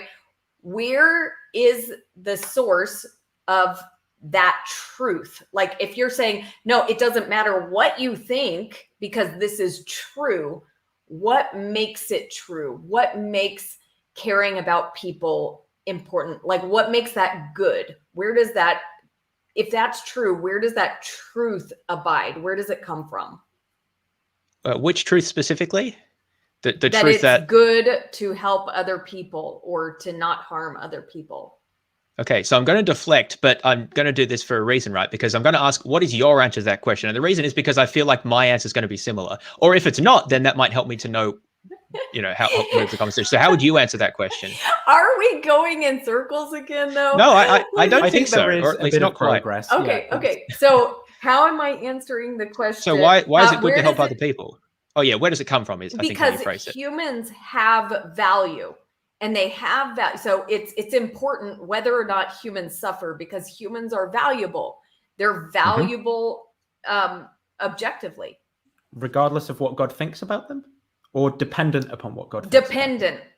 Absolutely so dependent. Well, why can't I just say everything you said except for the last bit? So it's the last bit that seems crucial, but I'm asking why. Why does the last bit matter? What does that add to the answer? Yeah, because if God is not in the equation, humans being valuable is simply your opinion. Yeah, but why though? There's no place to get that. So I think what you're saying is that the reason we're valuable is because God thinks we're valuable. It's God's opinion. Is that what you're saying? And obviously, if God doesn't think that, then well, that's not the case. Is that what you're saying there? It is because it's God's opinion, but it's also by virtue of the creation that he made, like the way that he created us and who he is. Before that God could have made us. Well, I guess what you're saying, the way that he made us, because you said that he could make us in the same way, but not be more. So it really does seem that you're saying it's because he has the opinion that we have objective value. Yeah, I'm not going to limit it to that, but I will say, okay, but that's necessary. That's necessary. Yeah. Mm-hmm. Okay. See, I think it doesn't matter what God thinks, and the way we are is what makes us valuable. So we're in an impasse at this point, but what can you tell me to convince me that it matters what God thinks? Because I don't actually think it matters. Let's say I see a baby being tortured, right? And I was like, oh, geez, that's awful. And I'm like, wait, what does God think about that? I actually don't care what God thinks about that. It's bad, right? So try to convince me, or how would you try to convince me that I should care what God thinks about such things? Well, I don't think that when you see a baby being tortured, your thought should be, God doesn't like that, so therefore I should stop it, right? There's something in you that says that's not right, and you want to stop it. So I would say, James, I challenge you to consider, where does that come from? Why do you care? But that's easy to answer because that's how I was raised and that's what our society promotes. Well, at least on balance. We certainly don't promote torturing babies. So, or if you mean grounding it, I mean, he can just appeal to sort of like natural facts about his psychology and the way that, his reasoning system works and, like his memory of these events and maybe these neural pathways that are to do with the word good and stuff like that. I mean, there's a story to be told either way. I don't quite understand. Well, is that different to what your story would be, Rebecca? Maybe that's where you're going with this. That's not what you would say. Well, about how you recognize that that's bad. Well, I would say, I mean, I also, I would say that, of course, it has some to do with my upbringing, and it also has something to do with the morality that's instilled in me by God. And I mean, there are some, okay, it's possible to be, conditioned out of that by your environment, so your environment is definitely a factor in that. But I think what makes it objectively true is that objectively true that torturing a baby is wrong is that it is contrary to God's nature. It's contrary to what God has instilled in us. So, and what God. Okay, so this is actually interesting because you mentioned God's nature, and I don't think that's been discussed much. So this is an issue for me as well, because let's say that it's contrary to God's nature to torturing babies is contrary to God's nature. I don't actually understand what that means. Obviously, it's not literally like, it doesn't literally contradict God's nature in the sense that, I mean, God's still there, right, according to your view, and the torturing is still there. So what do you mean when you say it's contrary? I legitimately don't know what that means.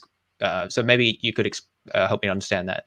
Well, God's nature is love. So yeah, God it is not only just, not desiring for beings to suffer, but he is desiring good from love.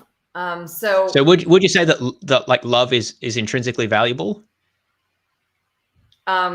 Absolutely. Okay, so then why do I need to appeal to God? Why can't I just appeal to the virtue of love?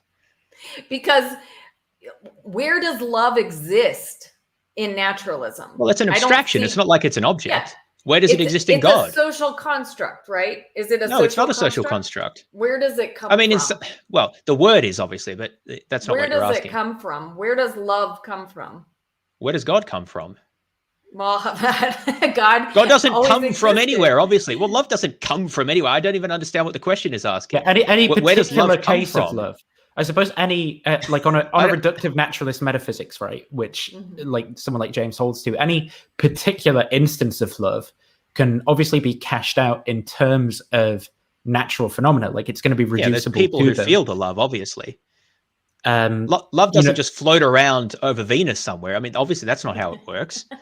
But but I'm not sure what the question is beyond that. So if James could sort of tell a story about it's kind of like, when explanations come to an end somewhere, right, which has been a sort of perennial issue in this discussion, and James's story here is going to be that in any particular instance of us using the term love, that there's this reductive natural story. Does he have to say more about where it comes from? I mean, does he have to sort of account for the position of every atom all the way back to the start of the universe or something, to really tell you a story about where it comes from? Or is it good enough to sort of talk about what linguistic communities mean by the term love, right? And how that's cashed out on his metaphysical picture?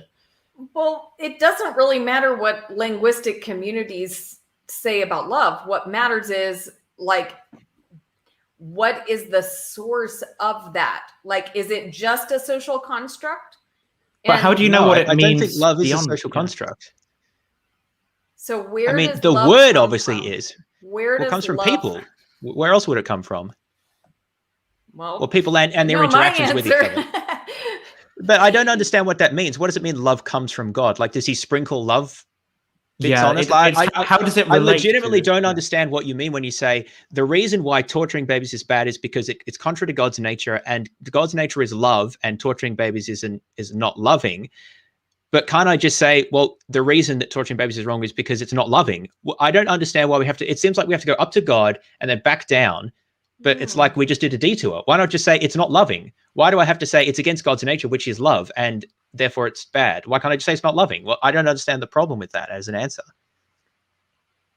Well, and again, we're just going to the same point. No, I'm asking you. I'm asking you a question. Why do you think that's lacking as an answer? But if I link it to God, then that's a better answer. I'm saying I don't understand why that we should think that's a better answer. You think that it is. So I'm asking you, why should we think that's a better answer? I'm saying because your answer doesn't tell me why I should care. Your answer is... I suppose yours kind of doesn't either, right? But your answer is just an opinion. Oh, this is really good. This is really good. So let's suppose that everything you've said about God is correct, right? Why should I care? God is love and God doesn't want us to torture babies. Why should I care? Well, What's your it's answer up to that? to you whether it's up to you. And God has actually, he's left that open to you, whether you should care or not. And so So it's just subjective. It's any person's choice as to whether they care or not. Well, God's opinion is more important than yours. He's the creator. Yeah, but no, but your question was, why should I care? Not why does God care? Why should I care? Right. And so I'm asking you, what from your point of view, what's the answer? Why should I care about God's nature? And you said, well, it's sort of up to you, right? But isn't that my answer to your question? Why should you care that it's not loving to torture a baby if there's no God? Well, it's up to each individual whether they care about such things. I mean, I can offer you my perspective on it, but I don't see how that's different to your answer is why should I care about God and his nature? Well, because my answer gives a source to morality. Mine does too. It's about what's loving, to use your term. But I don't know where this idea of love comes from, and I don't know why I should embrace it in your what's view. The question you're asking when you say where it comes from, though? Do you mean like you don't know how people adopt and use the word? Do you mean you don't know like logically what grounds it? What do you mean by where it comes from? Well, I don't understand how, from a naturalist perspective, that love exists at all, and then if if it does exist, why it should matter. So I mean, suppose I get the idea that that humans actually do have value. Where do I get that idea? So I suppose, I mean, this is going to be really, really crude, but the reason that I'm saying it is just for the point of illustration, right? Suppose that love is L fibers firing in human brains or something, right? Would that then, so supposing that that's actually true, and, we can put people under an MRI or chop up their brains, whatever, and we find these L fibers firing whatever there's instances of love, would that sort of be acceptable to you, do you think? No, because that doesn't tell me why it matters. Okay, let's try to take stock here. We both agree that torturing babies is wrong because it's unloving, right? It's not a loving thing to do. We're both in agreement there. Now, I think that's a good enough answer as to why it's wrong. You don't think that's good enough. You think we also have to say, and God's nature is love or something to that effect. So I'm asking, why do we need to add that step? It doesn't seem like it adds anything from my point of view. And your answer to that question was to say that, was to ask, well, why should I care about like what's loving if there's no God? And in response, I said, well, if there is a God, why should I care about love and God's nature? And to that you said, well, it's sort of up to everyone. And then I said, well, to answer your question, why should you care? Same thing. It's sort of up to everyone. Some people just won't care about love. So at this stage, I feel like there's a symmetry, right? Under both views, you could just say, well, why do I care? And well, it's sort of up to you whether you care or not. So where's the difference in our views in that respect? It seems like we're kind of on the same page, except in your view, there's God, and in my view, there isn't. Yeah, because what's the issue here? In my view, there is a judge of what is good and bad. And so if I take your view, then we're just having a difference of opinion about love. And so you live out your life in a loving way. And if I disagreed with that, I would live out my life in an unliving way. But that's the same thing with God, right? If I live out my life in a way that's contrary to God's nature, I mean, I do that, right? People do that. So what's the difference? Well, in the view with God, he will judge you for your choices and how you love people or not. So the fact that there's a judge, sorry, go ahead. No, but there is a ultimate source of what is good, and it does matter. Your choices do matter. Well, again, I agree that there's an ultimate source of what is good. I've just said, well, it's again to simplify it a bit. It's what's loving, right? So we both agree on that point. The difference is that you think we also need that's part of God's nature or something to that effect, right? Now, what I don't have, I fully admit, as my views, and I'm not sure about Nathan. I don't believe there's any afterlife. No one's going to judge you. I mean, society. Well, that's fair. Society might judge you, of course, to some degrees, but in a sort of an overall sense, and certainly after your life, there's not going to be a judge. But I don't think that the fact that someone's going to judge you for something is what makes it right or wrong. Do you think that that's essential for it to be right or wrong, that someone's going to judge you for it? No, I don't. I'm just trying to say, you're saying, what's the difference Oh, yeah, I agree that that's a difference, and right? so But that's one of the fair enough. differences Yeah, is sure. that, yeah. So I'm just saying it doesn't like that doesn't actually change the dynamic there. I mean, I'm getting a little bit lost. So bring me back. What are we? Well, the core issue, and I think we are making some progress. I will actually have to go to bed soon, Okay. but maybe we can try to wrap up some threads here. So I think the issue here is, so we're both claiming, Rebecca and I, that there is objective morality, and that it's true regardless of your opinion or any particular person's opinion about it. And disagreement about it doesn't mean that it doesn't exist. And we were both broadly happy with saying that, it's relating to, say torturing babies is wrong, to take that example, it's wrong because it's unloving. So in all of those areas we agreed. Where we disagreed is I was happy to say, well, that's as far as it goes. It's unloving and therefore it's wrong. Like that's just where it ends. And for you, Rebecca, you said, no, it doesn't end there. It's unloving. Sorry, being unloving is inconsistent or is different to is not what God's nature is. And that's really what makes it wrong. Now, my question is, why do we need that extra step? What does it add? How does it improve sort of the explanation? Because I feel like, again, my opinion is I've got a decent enough explanation just appealing to love. Now, I understand you don't agree with that. So we kind of got to that point about why do we need to add God to the explanation here? And I feel like that we sort of mentioned a few things like, well, why should I care? And we sort of both agreed that, well, you could care or not care. That's kind of your choice. And we mentioned the afterlife, or judgment rather, but you said, well, that's not essential, although that is a difference. So maybe if you want to sort of summarize what you see as the critical reason why it's necessary to not just say, it's about doing what's loving, but actually to add, and that's important because, that's the way God is. Why do you think that that's critical? That's got to be there. I think that's critical because I think if you don't have God as the source, then you don't have objective morality. You have a subjective morality.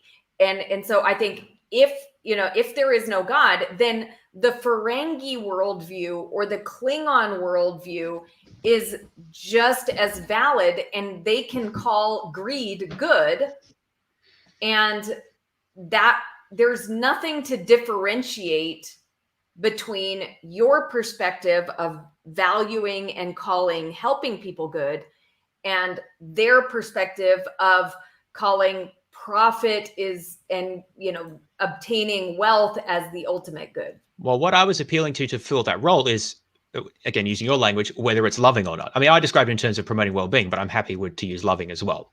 Okay. So that's what I was appealing to, is making the difference.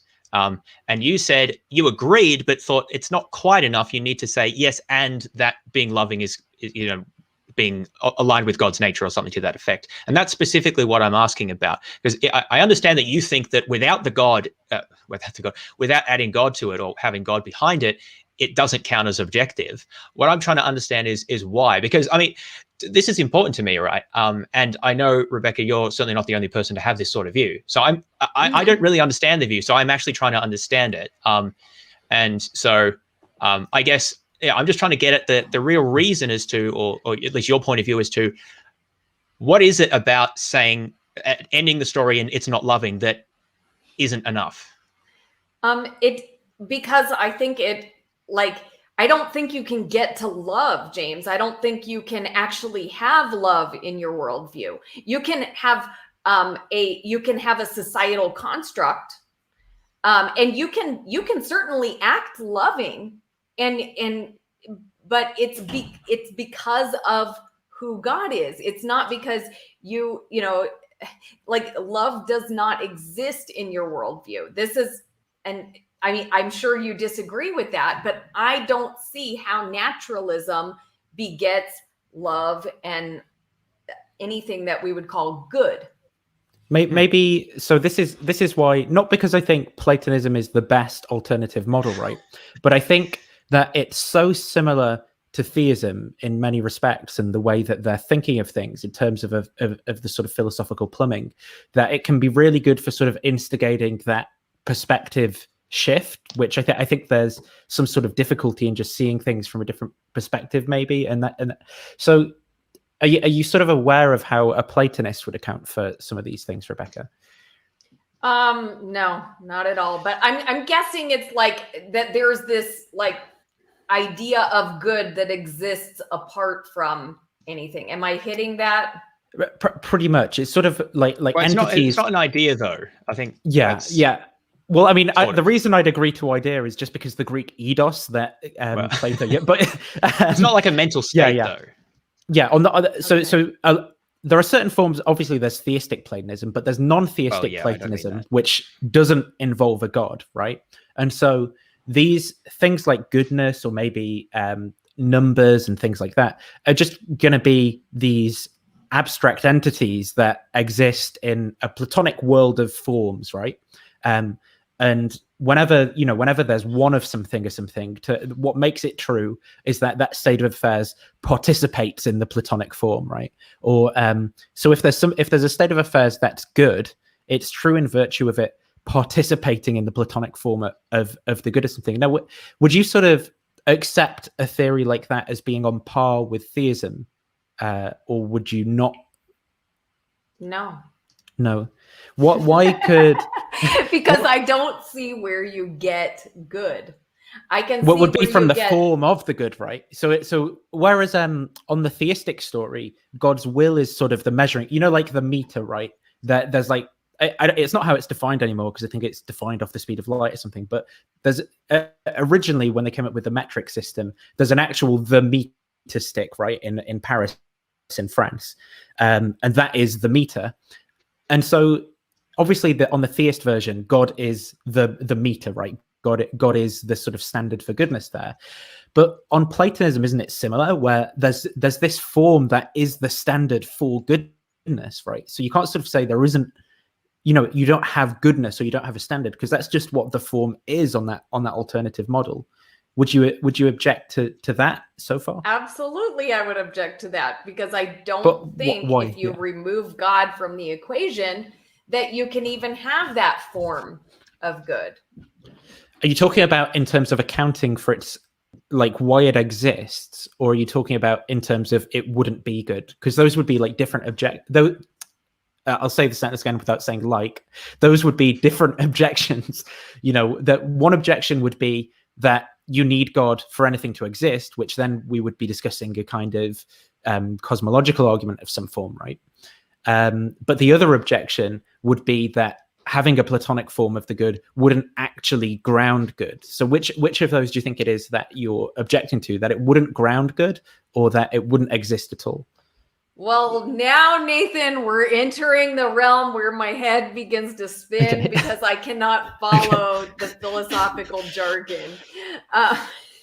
So, James, can you are you following, and do you agree with this model that Nathan is presenting? Well, I don't know that Nathan would advocate it. I think he's raising it as an alternative way of thinking about, because Rebecca, what you said is that you don't think you can have love, I think is specifically what you said, under naturalism. So for me, love is, I guess it's a mental state. Like it describes the way people think and feel. And I guess it can describe their actions as well. Maybe it's a bit more than just in the head. Mm-hmm. But perhaps one thinks, well, that's sort of not sufficient. There must be something more to it, or that there's something more to it. And Platonists might have, I mean, that's just a position about abstract objects. Platonists might have an answer to that, where they think that, look, there's some sort of thing out there. But when we say out there, we don't mean like that you can trip over it or something, or that if you got in a spaceship and you'd find it. But we don't mean in that sense. Maybe it's a bit like numbers or mathematical sets or something like that. That it sort of exists, but it's not a physical object, right? And maybe it's like other properties like roundness or colors or something like that. That there are these sort of abstract things that we can use in our language and describe things with. And love might be one of those things. So that would just be a different way of explaining like where, I can't remember the exact way you phrased it, Rebecca, but like where does love come from, or how does it exist, or something like that. Now that's not my view necessarily, although I think that it is an option on the table. I just don't think it's the best answer.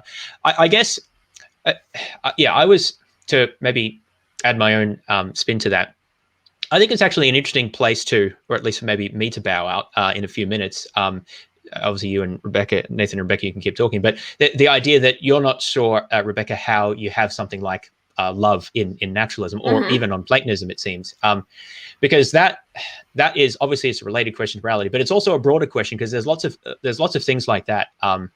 Like, for example, if you don't know how we can have love, presumably you would not be sure how we could have joy either, or well, maybe many other types of emotions or other types of states. I'm not sure exactly how far that would go. And that gets us into many things beyond merely morality question. And so I think that's actually quite interesting that the disagreement kind of moves into that territory, because it wasn't obvious to me beforehand that it would. So I think that I would just maybe to cap off my view, I would say, yeah, I mean, Platonist answers to these types of questions is like, what is, joy or love or a truth, maybe is another thing. Maybe that's an option. I tend more towards a naturalistic view, which says that these things can all be understood in physical terms, ultimately, although maybe they're very complicated physical states, so they're not just very simple things. I don't see that we need to add in anything beyond that, whether it's Platonist forms or God or anything. And I guess my sort of meta point is I'm seeking, I try to understand why other people who disagree with me think that there sort of needs to be more behind it. Because for me, the suffering of people and likewise on the other end, flourishing, to come back to the morals case, that's sort of enough. And I just don't see the need to deposit anything more. And I know, Rebecca, you don't think that, but it's interesting just to sort of reflect on the discussion that I guess, your views on that extend beyond merely the question of morality and also to things like, joy and love and things like that. So that's quite interesting to me. So I do think we made at least some progress there. Okay, good. The reason I raised, sorry, Rebecca. Oh, no, I was just going to say, in case James has to go. But yeah, no problem. No, you go. No, that's what I wanted to say. If you two had any sort of last comments on that before I nick off. Go ahead, Nathan. The reason I raised Platonism, accurately, is not because I think it's the best theory. It's just because I think it's incredibly similar to the sort of theist model that's being proposed here, where it seems like there's sort of this abstract, it's not spatio-temporal or whatever, but God's will and God's attitudes and beliefs and stuff, and they somehow they interact with natural states of affairs and they extrinsically relate to them in a way that makes it true, that something like love is the case or goodness is the case. And I think that Platonism can be a good stopping point, because if the objection is to grounding, then it seems to me that a Platonic form is sort of a pseudo God belief or attitude towards something. It's this kind of weird, not spatio-temporal, not physical thing that we can't exactly point to, and it exists necessarily outside of space and time. And it seems it would have the same sort of relationship to grounding, making goodness true or making love true or something. So I think for the theist, if the objection is to grounding, then you can just point to that as a model that isn't theistic but seems to basically be the same. Now, obviously, you could say, I don't understand why anything would exist at all on that model, but I think that then would just be a different question. And if we were comparing models, that would be something we'd have to take into account. So what does that model have to say about why anything exists at all would be an answer that model would have. Then the theist model would have another answer, right, about how God created things. And then we just compare those and say, well, what are the commitments and costs of each? That's not me saying that Platonism then is the best available option, but I think it's a good stopping point for the theist who's sort of struggling to see, well, how without God could there be grounding, like logical grounding, that actually makes it true that these sentences are wrong, whatever. And there's just one model that's really, really similar, but just that, those beliefs and stuff are sort of taken out of the mind of an intentional agent and just put into these forms. Okay, well, this has been a really fun discussion, guys. And so, James, thanks for staying up late for us. And if it's Nathan, do you feel like sticking around? We could go through the chat and answer some of their questions and stuff. So thank you. I've kind of ignored the chat, but I'm really glad you guys are here, and we'll go through and answer some of your questions. Thank you so much for your time, James. I know you got a lot of projects going on, a lot of studies. So for those who weren't here in the beginning, please check out the links. James has a great blog. He has a podcast, The Science of Everything, YouTube channel. And so just take a look at his projects. Thank you so much, James. Yeah, no worries. Thanks for the invitation. I just wanted to reiterate, well, maybe not reiterate, just say that I think because there's often a lot of disagreement about issues like this, it's really important to just listen to what other people think and try to understand. And that's why, sometimes I was pressing you, Rebecca, to explain as best you could why you think, different things to me, so that we can understand better, differences. Because it's easy enough to just say, this is what I think. And then the other person says, this is what I think. And then you've just got two opinions. But at least for me, I would like to try to understand where the views differ and try to, expand my horizons. So I appreciate the opportunity and being willing to engage with us and have this cordial chat. Yeah, me too. I've really enjoyed listening to your perspective, and I hope we can have more discussions. I'm looking forward to having an Origin of Life discussion. We'll have to get to that at some point when I get time to read that book that you recommended. Okay. I think that'll be a good one. All right. See you in a bit, James. Thanks. Bye. Bye. And I also someone think else. Oh, sorry, you had. Oh no, I just wanted to say I also think it's important to listen to people's perspectives. And I wrote a book called Bridges of Love and Understanding. Please read my book. It's about my experiences living among Muslims and just learning to listen to people and appreciate their perspectives. And that's what we are trying to do here. So, what did you want to say, Nathan?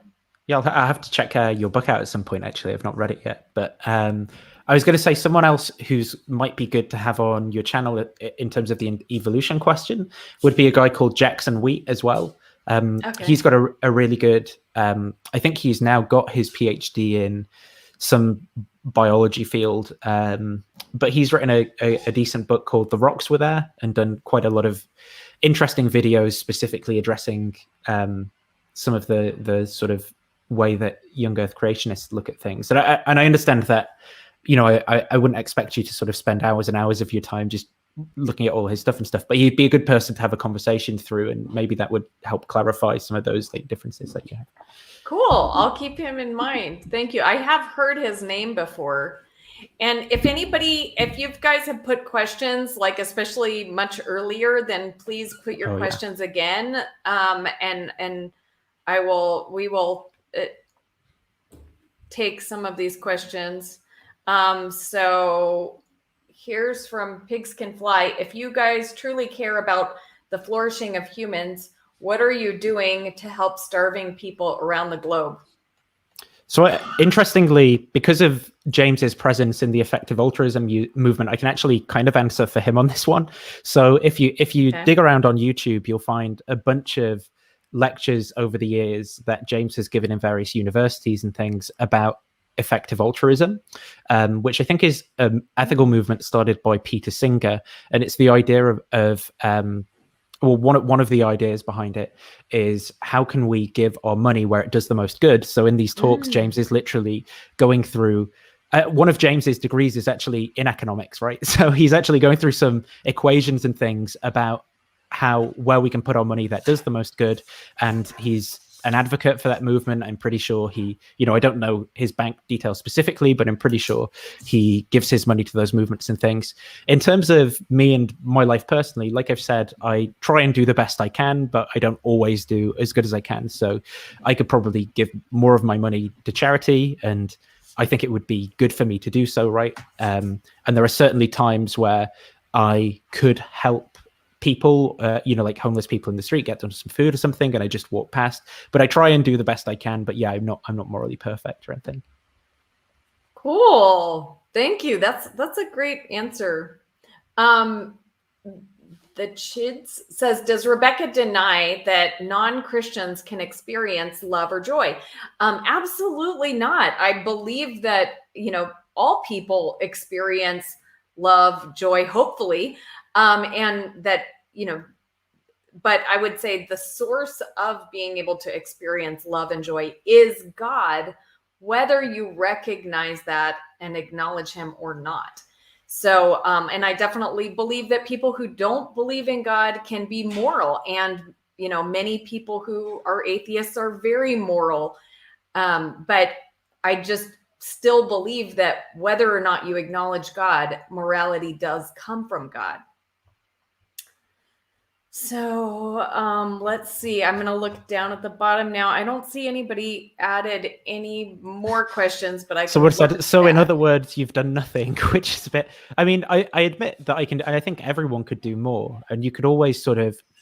I think it would always be possible to sort of hold people up to the kind of standards of a socialist utopia or something, right? Which I agree in sort of idealized terms would probably be better, where everyone would kind of have the perfect job that meets their needs and in terms of their abilities and their psychological desires, and will be able to get exactly what they want, and that's how things would work out.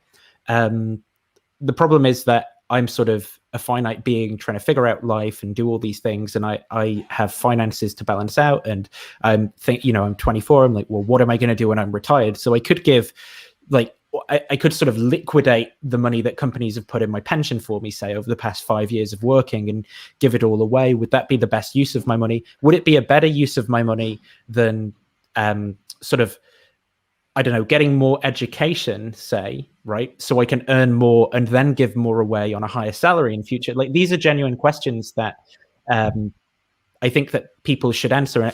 I don't think that there are like clear and obvious answers in terms of just sell everything now and give it away isn't necessarily the best long-term strategy. I mean, that's something that people in the effective altruism movement, like James, will talk about a lot, how essentially the best that you can do is kind of earn as much money as possible and then give as much of that as you can above your sort of standard of living away, which is a different, which is like, a different answer to give everything away at 18, never educate yourself, don't do that, and then what, like live off the dole, if you're in the UK, live off of the government money, and then you're not giving any money, like you've muted your capacity to actually give to the poor. So that it's a more complicated question than just sitting back and moralizing and kind of saying, well, you've not given everything away that you could right now. And I mean, church, like, okay, I'm not answering this question from a Christian perspective, but this is going to cut against like churches as well. Like, I wouldn't say, well, churches aren't doing everything they can because they haven't sold their church buildings right now in order to give all that money to charity or something, because it might be that it's actually a better strategy for them to have a church building so they can facilitate like food gatherings or having people together to organize. Like, there's more factors than just this sort of plain and obvious kind of moralizing about the situation to take into account. Yeah, absolutely. If I sold everything I had right now, I could maybe help one person get out of poverty for like a year. But like, it's, if I continue on in my lifestyle, and like you said, there's more I can do. But if I continue on in the lifestyle I have, where I, have the necessities to be able to go to work and earn more money, then I'm able to do more good over the long term. Exactly. And I'd kind of, the issue would then become, if I literally just sold everything and gave it to charity or something, that I would then become the victim, right? I would be someone else who needs help. And I wouldn't anymore have any disposable income to get that guy a flapjack who's begging outside. I would be just an additional person begging for a flapjack. And that's, so I don't think we can all employ the strategy of just selling everything. But if the suggestion wasn't just sort of moralizing and chastising me and saying, well, you could do a bit more than you are doing, then I'm fully on board with that, right? And I think we all can. Here was a question from earlier from Peter. Bread of life, let's suppose that in some societies, polygamy leads to way more happiness than monogamy. Would it be moral for them to practice polygamy? I don't believe that happiness is the moral standard. So I would say no, it wouldn't make it moral just because it leads to more happiness. And in fact, I think happiness is never to be it's an outcome of a life that's lived well, but it's not the goal that we should have, because it actually ends up in, if people pursue happiness, then that's often pursued in selfish ways that harm other people. Do you want to say anything about that? I mean, so on my view, happiness sort of has something. It's an aspect of morality, right? But it isn't fully reducible. And the way that I'd maybe illustrate that simply is just by saying there isn't a contradiction in saying that evil makes people happy, in the same way that there is a contradiction between saying that someone's a married bachelor or has a 3-wheeled bicycle or something like that, right? So there is a contradiction. There's no contradiction, sorry, in saying that evil makes people happy. So I don't think that there's this sort of logical identity claim.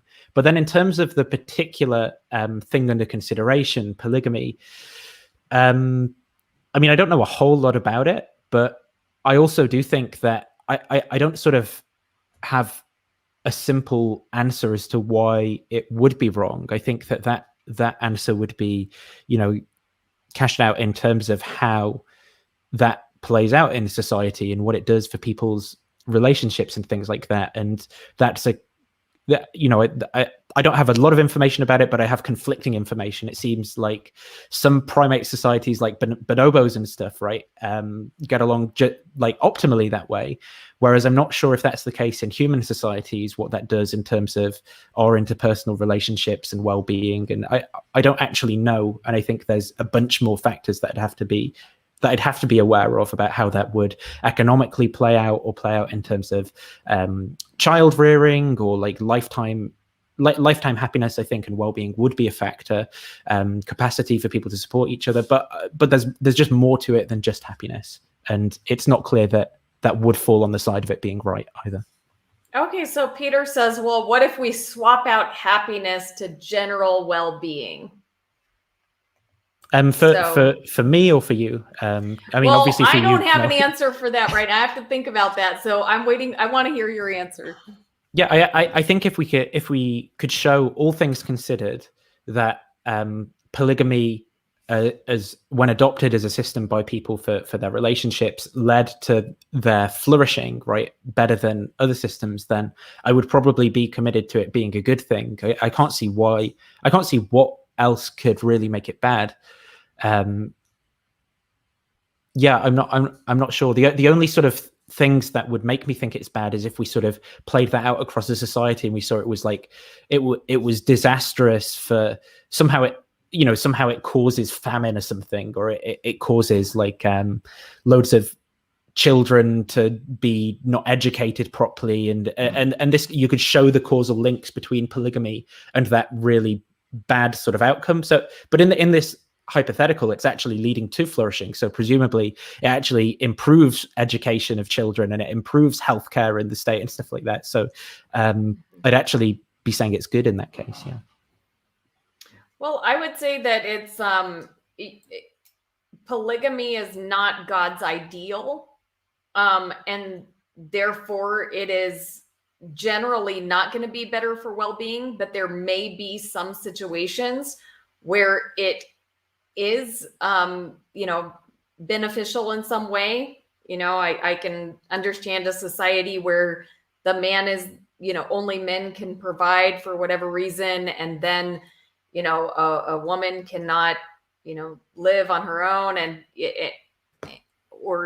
succeed or have but I mean, so I would say in general that's not God's ideal, although there could be some situations where it may improve well-being in a society that has systemic issues, systemic problems. But I don't even know if I answered the question.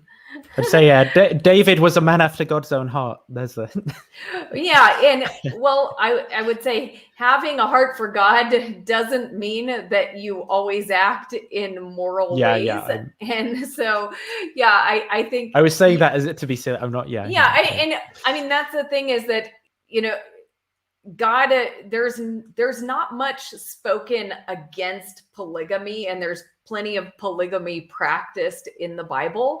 And so, but God also never says do it. So I think it was one of those things that was tolerated, but not his ideal. So Let's see. Spim Falter. I don't know if these are. Oh, wait. Okay. Wait. I want to go back. Brenda says, Bread of Life, do you understand your morality is subjective and not objective? No, I do think my morality is objective. It comes from a source outside of myself. And of course, if that turned out not to be true, if there was no source of morality and I'm just, making up this story about God, then my morality would be subjective. So it really just comes down to what is actually true about reality. So in that way, I guess we just have to do our best to figure that out. Do you want to say something about that, Nathan? Yeah, I guess.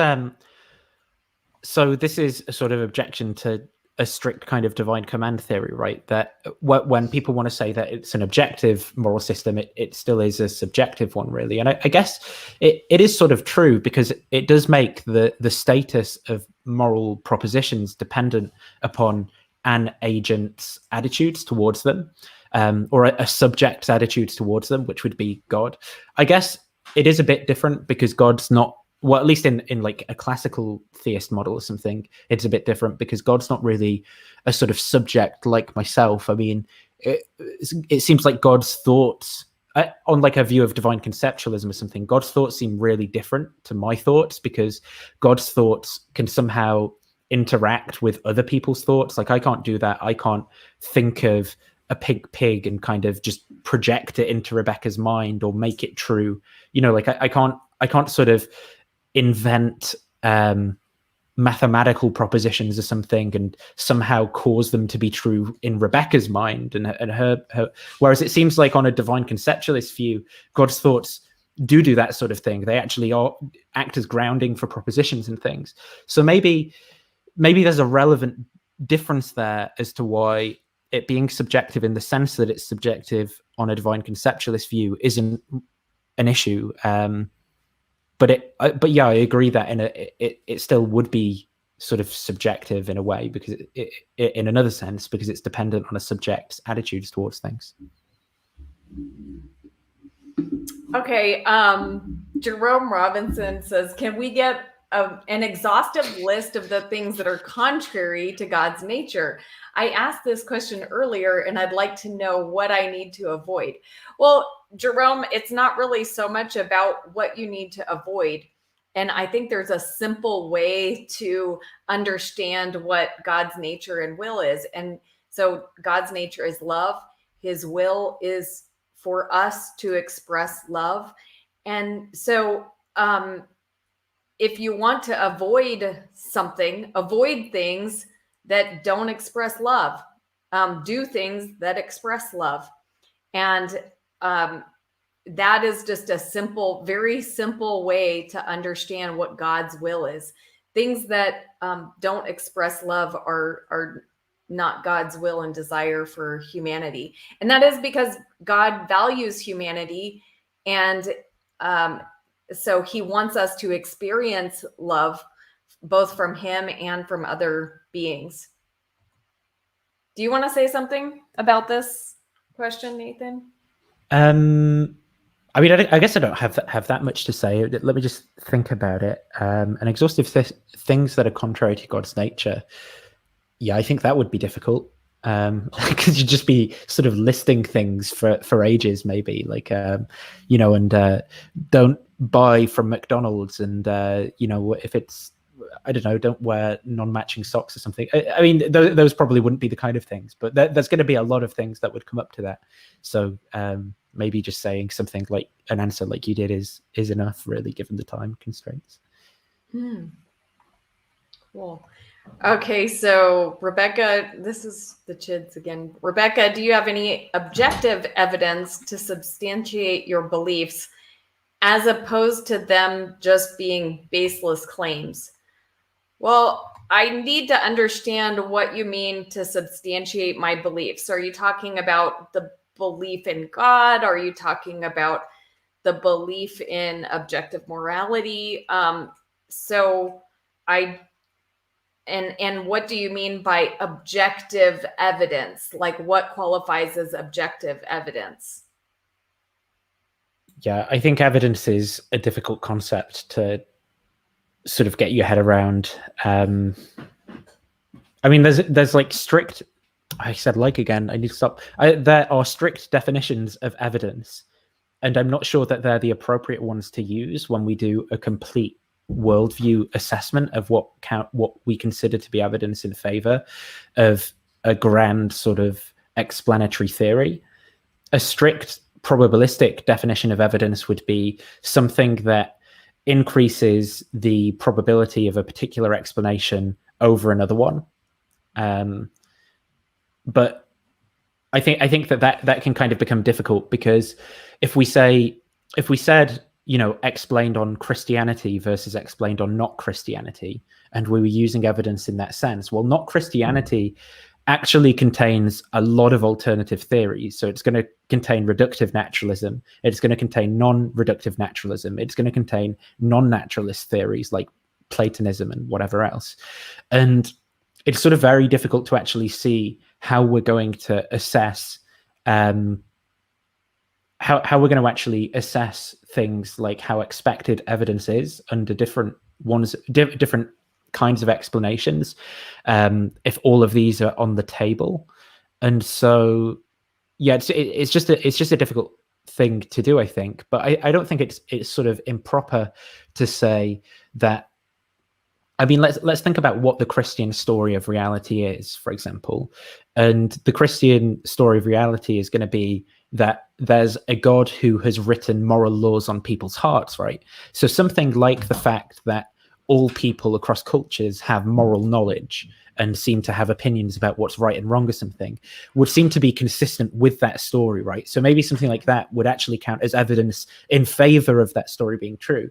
Now, what I'm saying about it gets more complicated than that is if on the not Christianity explanations, we have, the Platonist theory of the good and human minds comprehend all the Platonic forms or something, then it seems equally expected under that. So it's not clear that it raises probability in one over another in that kind of strict sense. But it still isn't improper to describe something like that as evidence in favor of Christianity, I don't think. But these are difficult questions. Yeah, I liked your answer. That was really good. Thanks. Jerome Robinson says, bread of life, but I think that giving support for gay and trans rights is expressing love. But most Christians that I talk to are against them. What do I do? Well, Jerome, you know what? I think giving support for gay and trans rights, I agree with you that is expressing love. So, and of course, there are people, and like you said, Christians who disagree with that. So I guess really it's figuring out what is loving is often a complicated matter. It's not always simple. So I can see how some Christians believe that it, would not be expressing love to support gay and trans rights. I disagree with them, but there are ways that we are all going to fail to express perfect love for other human beings. So I would just say, what should you do? You should seek God and seek, in your mind and in whatever sources you can use to discover what is truly loving for what is the loving thing to do in any given situation. Do you want to say something about that, Nathan? Yeah, I mean, the first thing I want to say is, I'm glad that is the position that you take on those issues, because it's not a sort of other disagreement that we've had. And I agree. I think that broadly it's a loving thing to support people in those communities, especially considering the historic prejudices against them. But I mean, I guess I do also think that there are some elements of those communities that can have toxic and harmful views. So I wouldn't say it's just sort of that it's an unconditional rule or something, that it's always loving to support gay and trans communities, because sometimes they might have harmful beliefs that they might be pushing in certain ways. But in general, it's going to be a loving thing to do because they tend to be sort of oppressed minorities, or minorities for which people have prejudices and biases against them just being the way that they are, right? And so we should kind of advocate for them to be able to exist and be treated with respect and love in the same way as all other people, and not dependent upon their sexuality or whatever. Yes. Let's see. I'm trying to see what is another question here. I'm sorry if I skipped any questions. I'm not intentionally doing it. Does God have the right answer for the trolley problem? I think this is one for you, Nathan. So what the trolley problem is, for those who don't know, is it's a sort of it's an intuition pump. So intuition pumps of philosophy are sort of a thought experiments, where the idea is that they can sort of hone in what your feelings are, that the answers are to a particular situation. So there's a morally I forget who it was. Was it J.C. Smart or Lightfoot? I don't know. The trolley problem was coined by one of these famous philosophers, and the idea is that there's a trolley on a track, and it is heading, that the track kind of forks, right, and there is a lever that you can pull, and I forget whether the setup is that it's heading towards, I think it's heading towards 5 people on the track that it's currently on, and then there's one person tied to the track on that other track, and so you can pull the lever, right, but that's obviously going to kill the other person, or you can sort of not pull the lever, but then the trolley is going to keep going down the track and kill those other 5 people. And I guess the idea is that it sort of drives our moral intuitions in certain ways. So because it still seems wrong to pull the lever and kill the one person, but then maybe we might be thinking sort of in terms of consequentialism or something, but it seems more wrong to have the trolley kill the 5 people. But then if I don't do anything when I could have done anything, does that mean I'm morally responsible in that situation? Like, there's all these questions that come up, and there aren't clear answers, but that's the point of the intuition pump, is to sort of drive to draw out how it is we actually think about that. So then, the tongue-in-cheek question is, well, does God with his perfect knowledge have the right answer to the trolley problem? And I mean, I guess I'm not sure there is one, or even if maybe God would, and that would just follow from omniscience, right? But that doesn't mean that I have any idea what the right answer is. Or maybe there just isn't a right answer to it. So if there just isn't a right answer, then God can't have the right answer. It's sort of like saying, what's the right answer to, do you like ice cream or something, right? I don't know. Maybe that's not a bad example. But the point is that it's not clear to me either way on that one, whether God would have the right answer to it, or if there even is a right answer for God to have. Yeah, that is a difficult dilemma. Okay. Yeah. What do you think? Do you want to answer? What are your thoughts? No, I don't have an answer. I mean, I think I don't have an answer to the trolley problem. So Uber says, yes, but I would like to know the details and extent of her support, gay marriage, same-sex, sex, etc., or just not harming that community. I would say I support gay marriage. I have voted for it. I have, so I support, and I support people living without being oppressed or discriminated against for their sexuality. So I exactly say what Nathan expressed, which is that, this has been an oppressed group of people. And so I definitely want to see that stop, and especially in places where it's dangerous for people. But even small discrimination, I would like to see that end. And so I support ending discrimination, and I support gay rights and trans rights. But do I think it is God's ideal for same-sex sexuality? No, I don't think it's God's ideal. But that doesn't mean that I wouldn't fully embrace like a gay couple at my church, for example, if a gay couple at my church said, you know what, we believe God approves of our marriage based on, you know, our commitment to each other, love and faithfulness, I wouldn't disagree with them. I wouldn't discriminate against them. I would fully embrace them. Even if I disagree about what God's ideal is, you know, I disagree with a lot of things that Christians choose to do or not do. You know, Right. it's kind of like, should being a Christian, greedy, for example, right? You can, yeah. I mean, you can have differences of opinion about how biblical principles should be expressed. For example, you know, if a guy shows up to church and he bought a new sports car, well, I can come up with a lot of biblical principles of why he shouldn't own that sports car. And then he could fire back with biblical principles about why it's okay for him to own that sports car. So there's a lot of differences that Christians can have in what they think is God's ideal. And so I'm not here to tell anybody for them what God's ideal is, but my perspective is that same-sex sex is not God's ideal, and especially in non-monogamous relationships, it is harmful.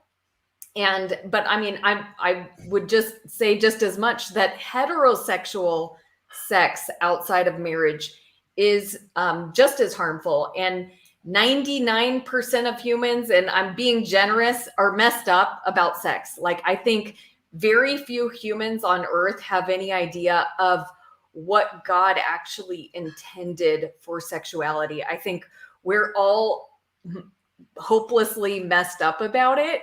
And so I think God had a very good intention with sexuality, and I'm including myself in this.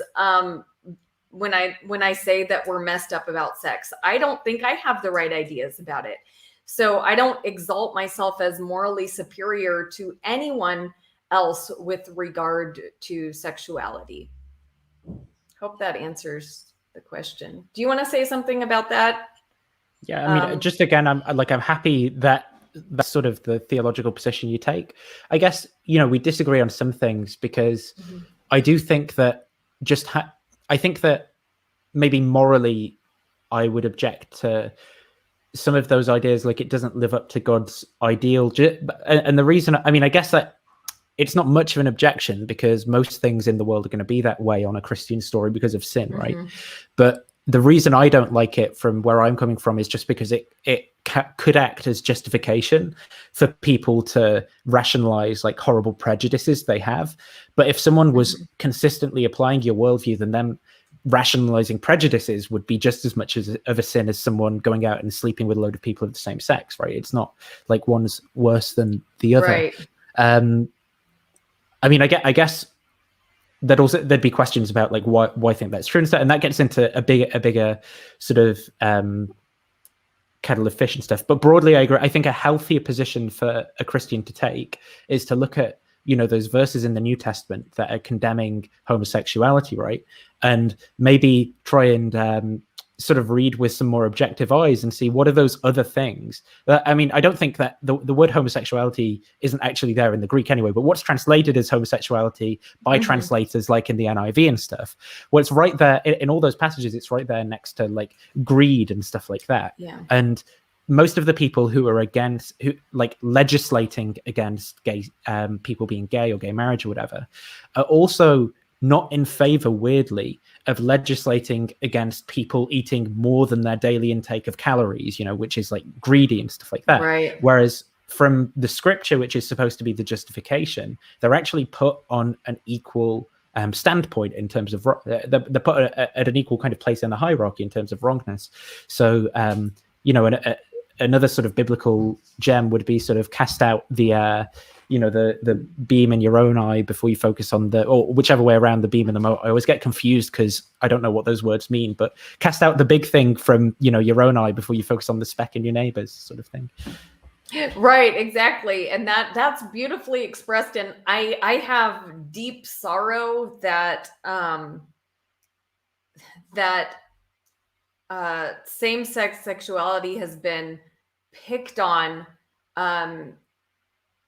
sometimes by Christians. And I say sometimes because, you know, I think it's the minority really that that the vocal minority that are causing a lot of the issues, the vocal minority of evangelical Christians.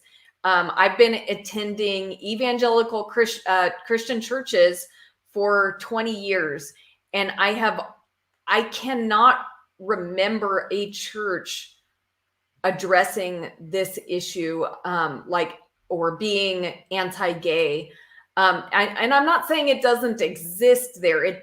But I'm just saying there are many Christians and even evangelical Christians whose position is much more loving and tolerant than like what is sometimes expressed on the news, or that like gets brought out in some political discussions.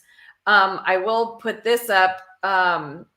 Loving one another says, your ideal is homophobic. I just want to make it clear that when I say it's not God's ideal, I'm also not saying that any human is meeting God's ideal with regard to sexuality or anything else. So I hope it's not. I think the problem is that, so in understanding where you're coming from, right?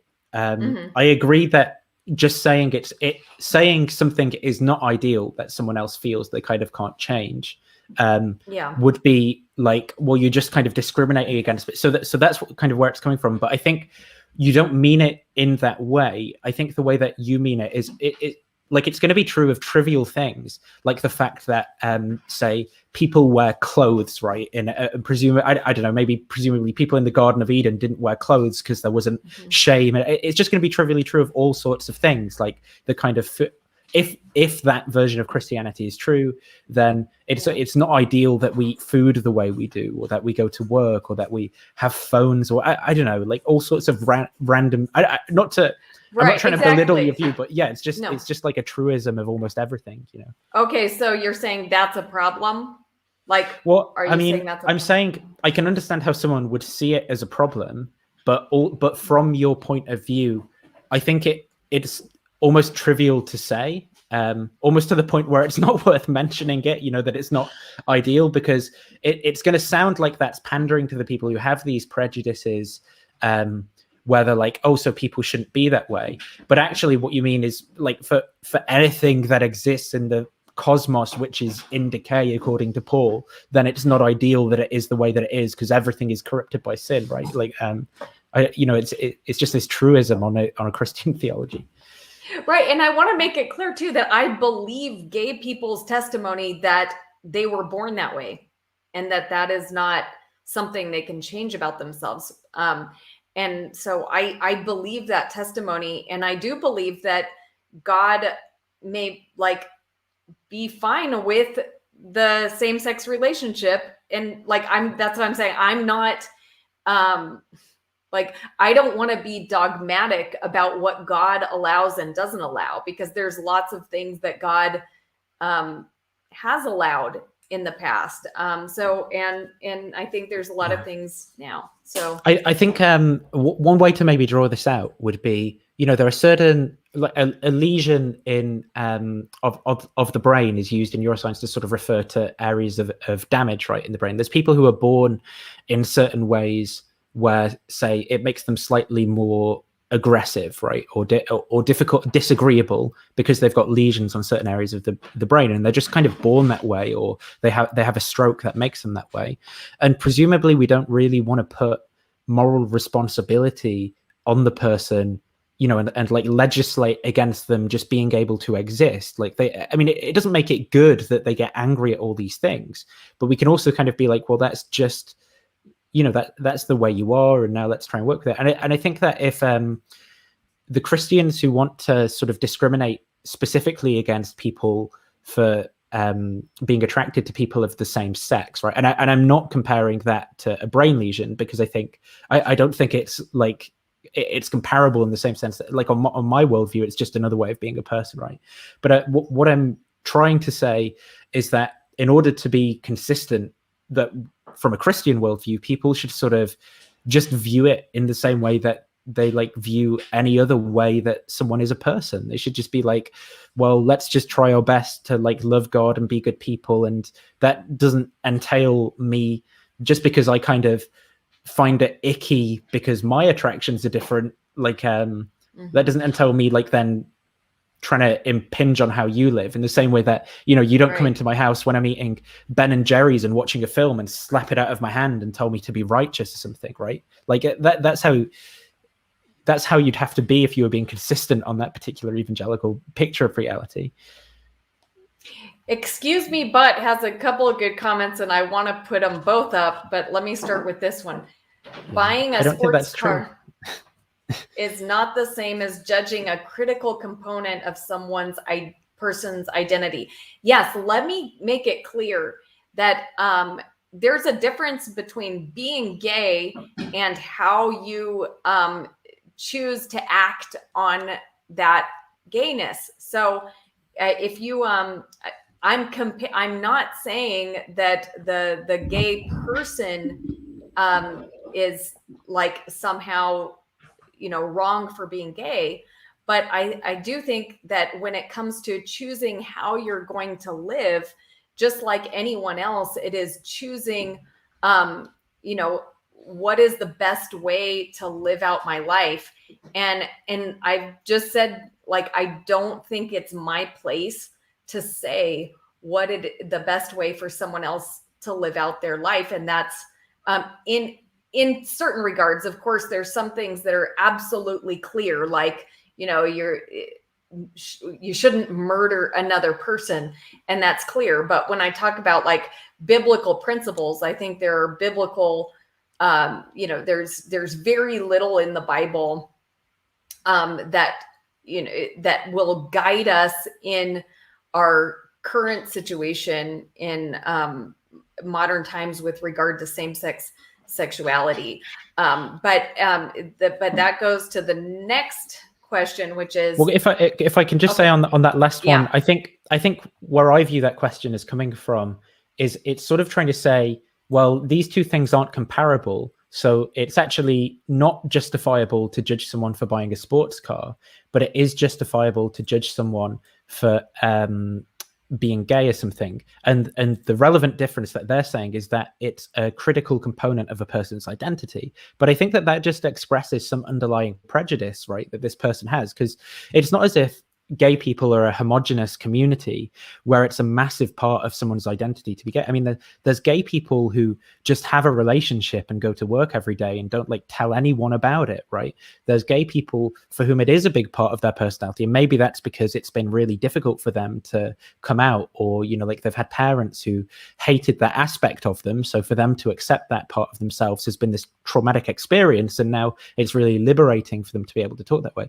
But equally, you know, there's people who have sports cars, and that, you know, what are you doing this weekend? Oh, I'm working on the car, cleaning the car. I'm taking the car to a track to drive. I'm going to a classic car meetup. There's people who have cars, and it's not, I mean, in the particular case that you've painted, right? Mm-hmm. This person, where there's a person who's gay and their personality is all about it, and there's a person with a car and it's like, oh, I've just got a car, right? Maybe that person is sort of, it's less a problem for their sin or whatever, right? However, you're cashing that out. But you can't just generalize to the entire community by being that way. Without it just being this expression of underlying prejudice, I think, because you've got to say that for someone who's in a really, like, from a Christian perspective, right? There's a gay couple who are in a really loving relationship. Mm-hmm. They just go to work. I don't know. They both work at charities, right? Right. They help the homeless community. They go to church. They participate in church. They do tons of evangelism and stuff. Mm-hmm. And you're going to tell me that that's worse than someone who like drives past, you know, like Skid Row or whatever in LA, where there's all these homeless people in their Lamborghini every day, and chucks, I don't know, a crumpled up Mountain Dew can out of their window and just litters, right? And you're going to tell me, well, they've just got a car. It's not a part of their personality. You know, like it seems to me that one of the, like, from a Christian perspective, where there's these theologically, morally relevant characteristics of personality, that one of those people is actually doing far better, right? And is more admirable to be like. Yeah, exactly. Good point. So excuse me, but also says, just waking up to this and really think it needs some pushback. No one meets God's ideal, but she definitely thinks straight people are closer. No, I don't. Which straight people? And that's, I hope that, I hope I can express that clearly. I tried to express that I believe all humans are, like, in some ways, our ideas about sex are wrong. That they've become less than God's ideal. So no, I am not saying that straight people are closer. So that's just, and I think that, you know, of course, part of God's intention for sex is for the creation of life. And so in that way, a straight couple is living out part of God's intention for sexuality. But I think it's much more than that. It's about expressing love for another person. And in, like, my experience, which admittedly is limited, there could be some human out there that says, no, when I am thinking about sexuality, I am completely thinking about expressing love and value for another person. And, you know, none of my ideas are off. And that I can't argue with that, but I'm just, you know, when I look around at the world's expression of sexuality and what we value and things like that, it seems to me that all of us have gone wrong. I do think that this is a sort of, again, just basically seems to me like this person just has this opinion, but it's not really grounded in what scripture has to say, or really contemplating the kind of moral philosophy behind theism would say about things. I mean, consider, for example, you know, if you want to say that it's true that straight people are always just closer to what God wants for relationships, right? And I'm going to assume, I mean, I don't actually think that some of the things that I'm going to use as wrong examples are wrong, but I'm going to use them for the point of example as what a Christian might think is wrong, right? So suppose there's a straight couple who want to go to, like, swingers parties and things, right, every weekend because, I don't know, they're in their 50s and they're a bit bored.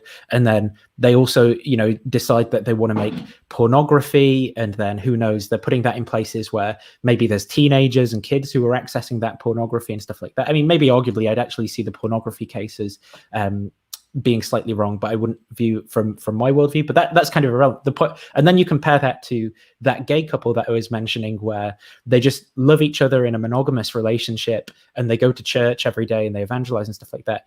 You're honestly going to say that the other couple from that Christian worldview is closer to God's ideal than the gay couple? That just seems like it just seems like you're basically saying, I just find it so icky that I can't deal with any of the other goods that someone does and accurately kind of compare the morally relevant criteria of a situation. It's kind of like if someone's a racist, right? And it's like, look, I just don't care how much good this person does for society. They've got black skin. It's just not gonna, like, it's kind of like, it's just a prejudice about homosexuality. Right. And yeah, I'm totally with you there, Nathan. And I think definitely in that situation that you described, the gay couple that's living out a monogamous relationship, loving each other, is far superior and far closer to God's ideal than the heterosexual couple and their practices that you described. And if we raise the Trinity as the ideal of love as well, right? And I'm genuine. I know it sounds kind of weird to evangelicals, but this is honestly, think about some of the language that's used in Revelation, or and even rather than a Jewish, but an evangelical interpretation of Song of Songs, right? And then frame that in light of the Trinity. It's very homoerotic. Presumably all the persons of the Trinity, well, I mean, they don't strictly have gender, right? but I mean, God uses male pronouns, and like God the Father uses male pronouns, and presumably the Logos is also male, right? And they're in this kind of interconnected, interpersonal version of love. I mean, that's not heterosexual in my view, but and we've got Jesus calling himself the bridegroom, and yes, of the bride. The church is his bride, and the church consists of men and women. So Jesus is taking a bride for himself that is both men and women. So and so I don't, and I think that if we understand really what God intends with intimacy, that God's desire is for that loving intimacy. And so if you're having that loving intimacy, you're united together. That is what God's intention for humanity is, and for humanity with himself. So, excuse me, but says that sounds very there's other good questions and stuff in here. So I'm not intentionally skipping over anyone, but excuse me, but says that sounds very progressive to me. I feel most people would not consider this a Christian view. You know what? I have wrestled so much with this issue. I don't consider myself a progressive Christian, but I love progressive Christians.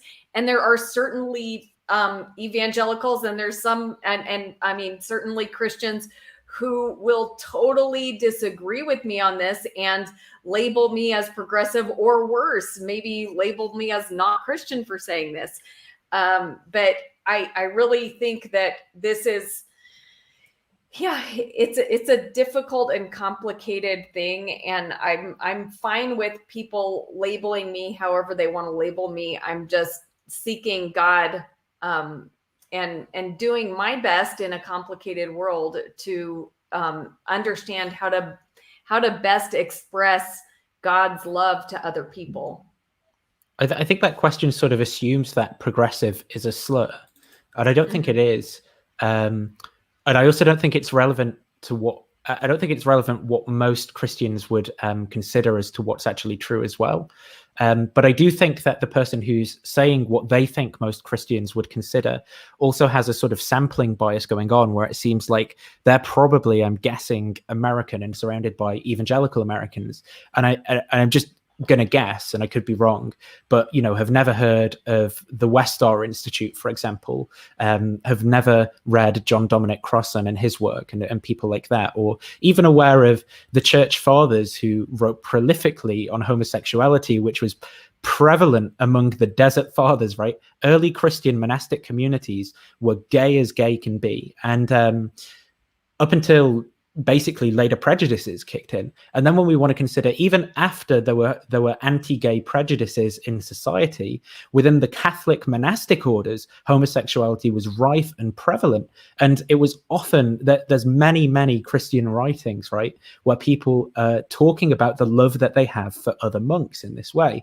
And great people like, okay, there's probably not a lot of Catholics watching, but people like Erasmus, who you might be aware of through the Reformation, like he was gay, right, and had a run-in with a monk when he was younger, and then was horrified by that. People like Anselm, people who are going to appeal to the penal substitution theory of atonement, which is originally an Anselmian idea in Cur Deus Homo.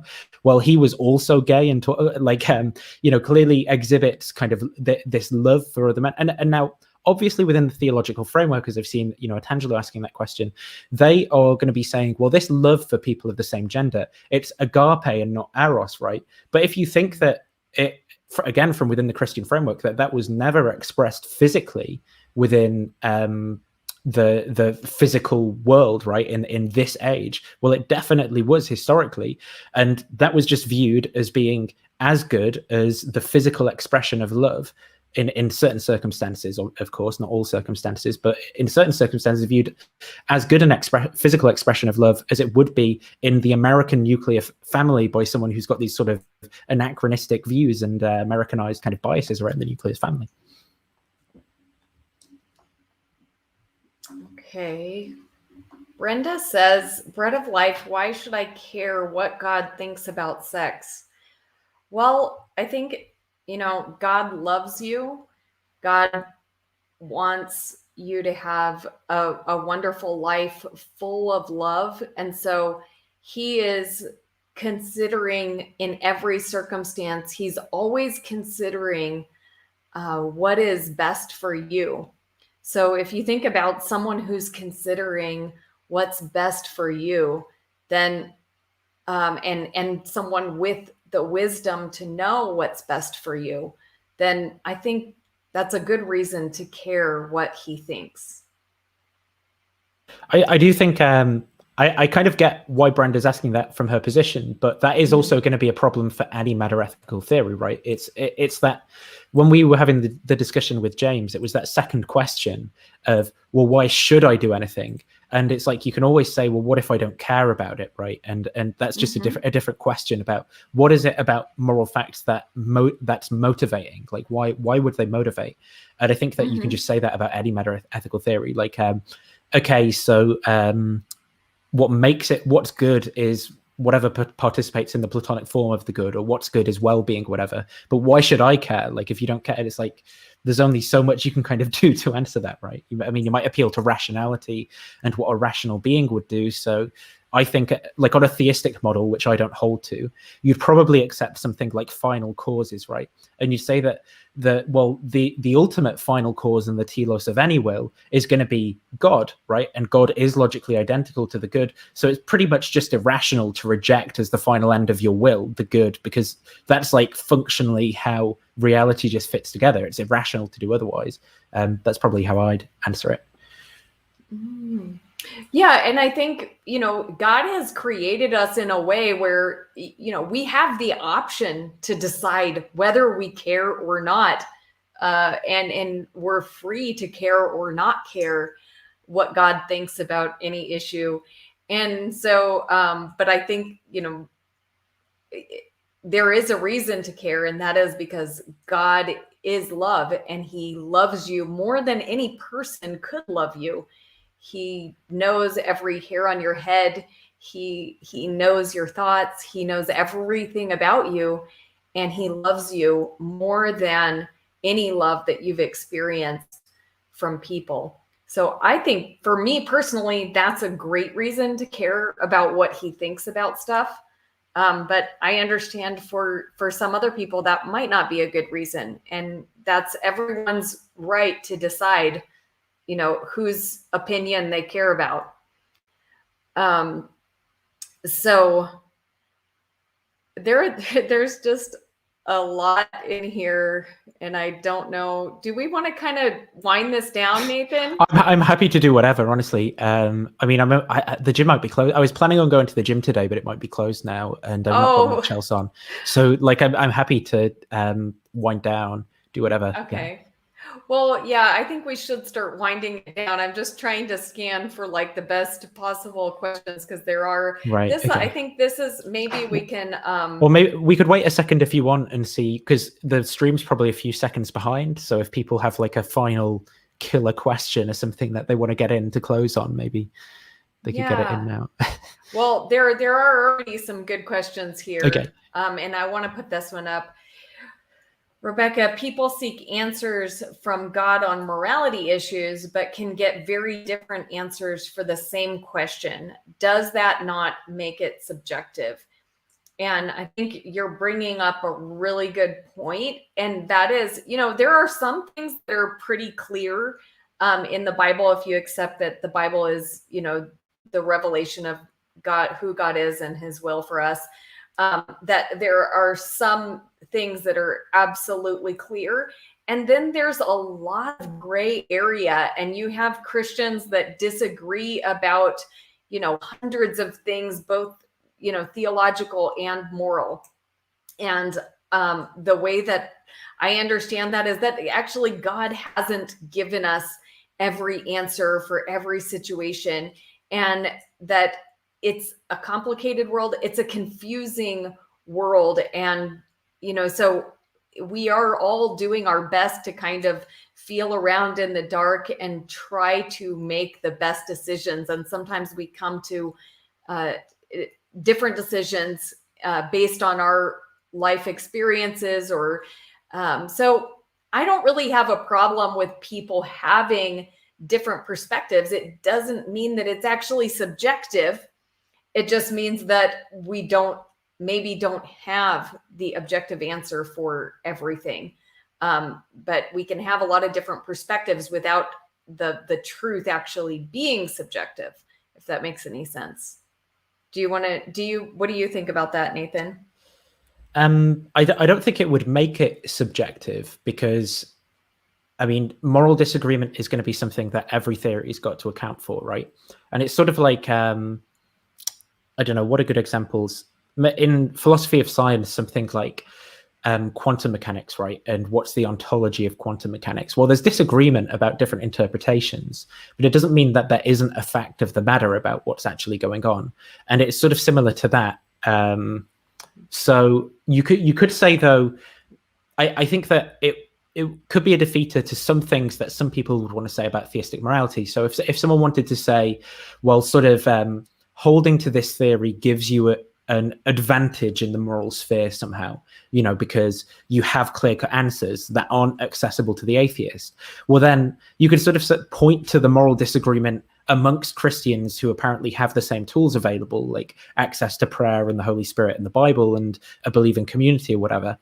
And you would just sort of be able to say, well, there's just as much moral disagreement amongst this community as there is amongst the other community. So maybe an explanation that doesn't say that community has better access to those moral facts or something is going to be a better one. But it's not like a knockdown argument. It might just rule out specific models that are going to say you somehow get like better access to moral truths or something by being a Christian. Whereas a model that sort of says that everyone has this, whether or not that that it's connected to God in some way or something, or one of the like the Catholic natural law theory, right? Is just going to say, well, everyone, regardless of whether they're a Christian or not, has the same access to the moral truths because they're written in our heart, or like they supervene on moral states of affairs or something with these divine concepts. That's going to be like a more plausible account given moral disagreement, maybe. Yeah, I really liked how you expressed that. Like scientists have different interpretations of what's happening in a particular thing, but it doesn't mean that like there's still an objective thing, like a truth that's out there.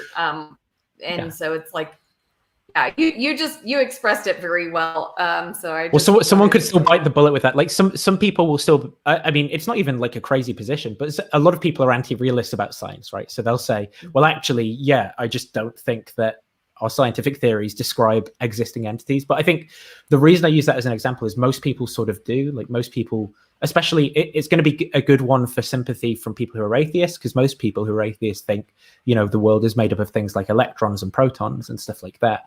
So it's like, yeah, what our scientific theories have to say describes stuff in the world. But there's disagreement about interpreting a bunch of these things. It doesn't mean that there isn't a fact of the matter.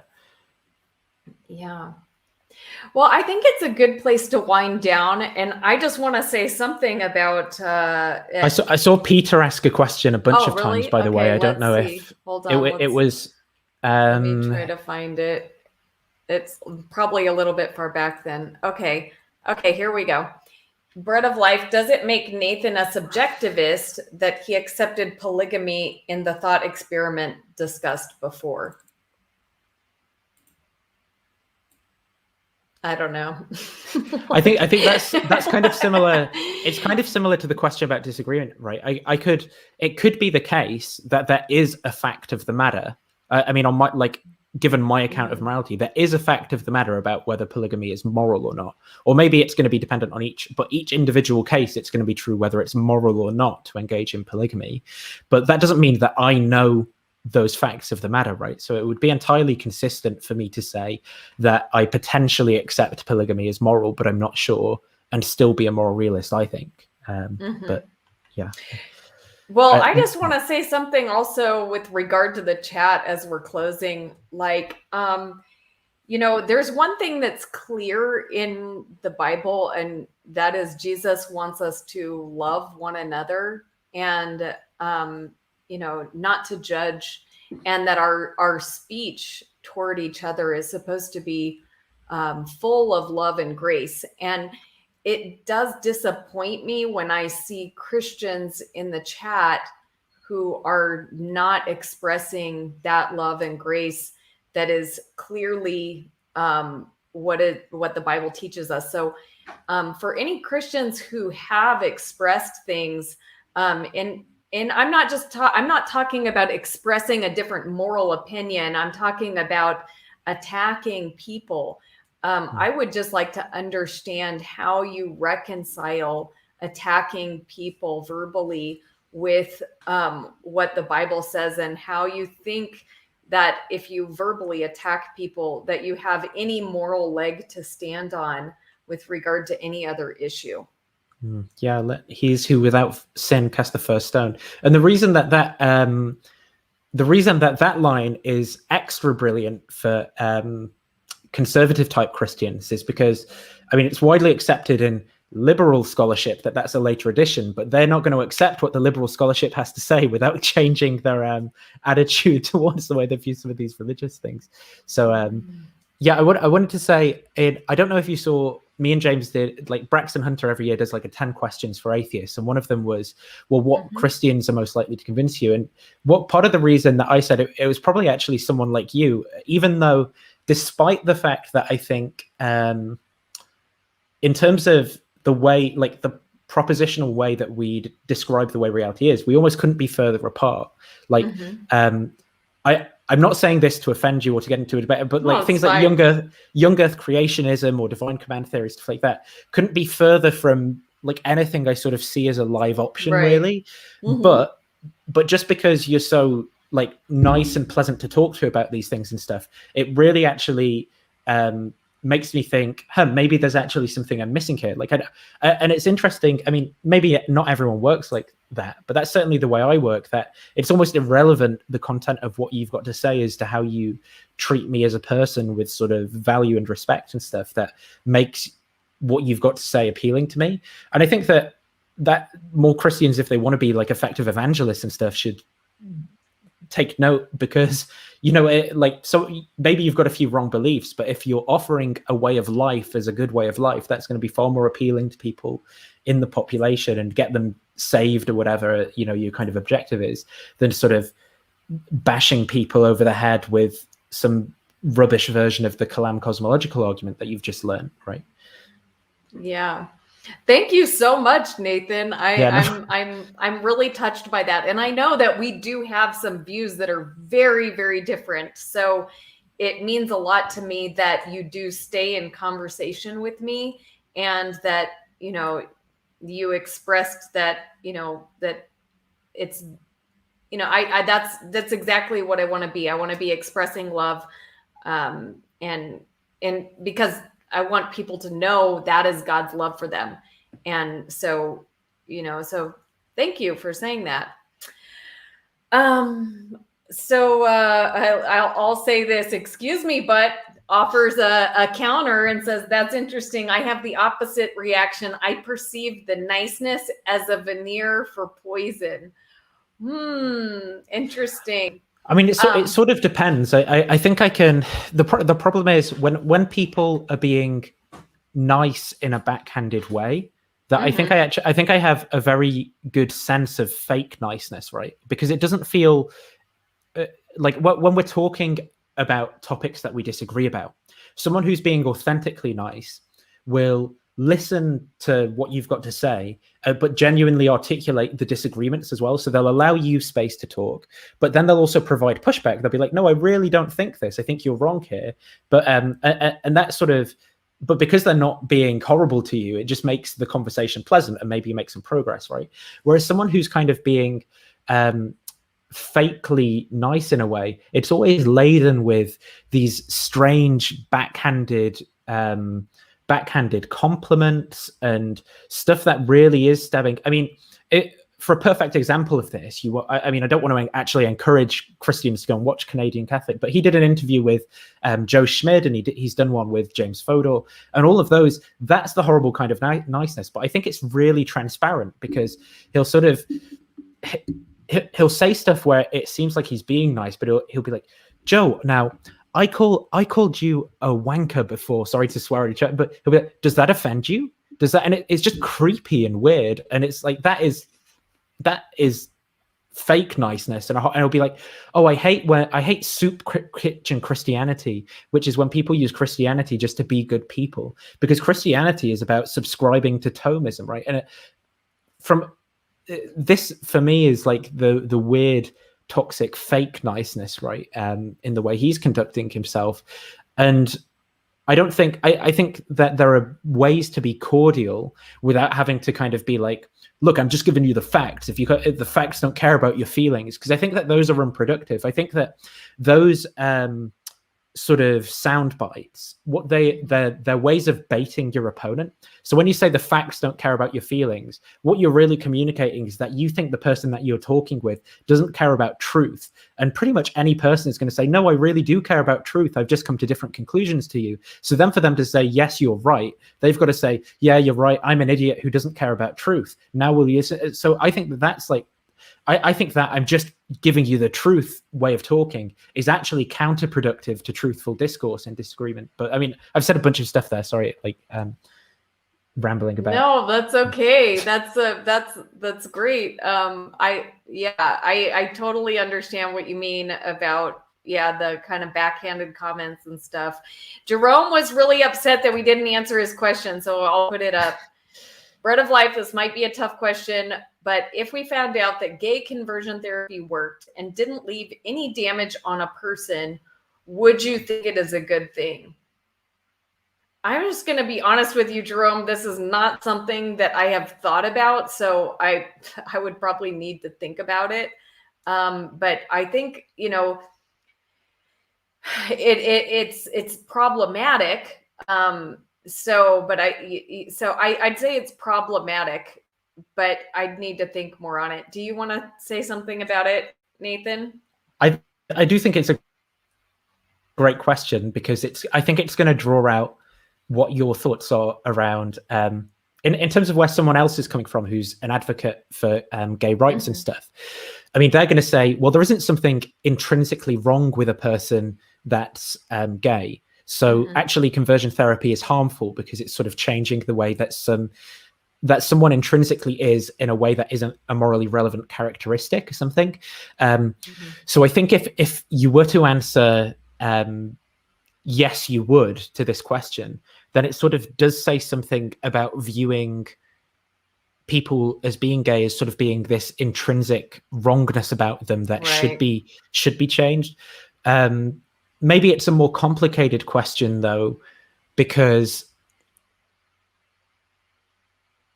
I mean, it's sort of like, for some Christians, for example, in heaven, there aren't going to be relationships, right? There's going to be no sort of sexual relationships, or even just sort of a platonic kind of, I'm in a marriage with this person as opposed to with everyone else. And so if you ask the question, if you could put someone through a form of therapy, right, which would take away them needing to be in a human physical sexual relationship, right, and they would just be like they would be in heaven, would you do that? And it's not clear to me. I mean, maybe the answer to that would actually be yes, I just make them this sort of voluntarily celibate and happy person, because that's the idealized state that God wants them in. Something. I mean, I think it is a good question. It could draw out some of these prejudices that someone might have, but it also isn't clear to me that answering in the affirmative guarantees that the person does have a prejudice or bias, though it probably would indicate a little bit of that. I don't know. Yeah. Well, I guess it is a complicated question, because I think, it is right to be attracted to human beings. Like, human beings are wonderful. And so it's like, I don't think there's like, I think there's something good about seeing the goodness and value in another human being of whatever sex and being drawn to that person. So, but like, so I guess I wouldn't right off the bat want to say that the issue that needs to change is the person's attraction to another person of the same sex, which, I mean, that's really when we say that someone's gay, that's what we're saying, right? So I think like, yeah, I like how you said, you know, if you could put them through some kind of therapy to not need another human relationship.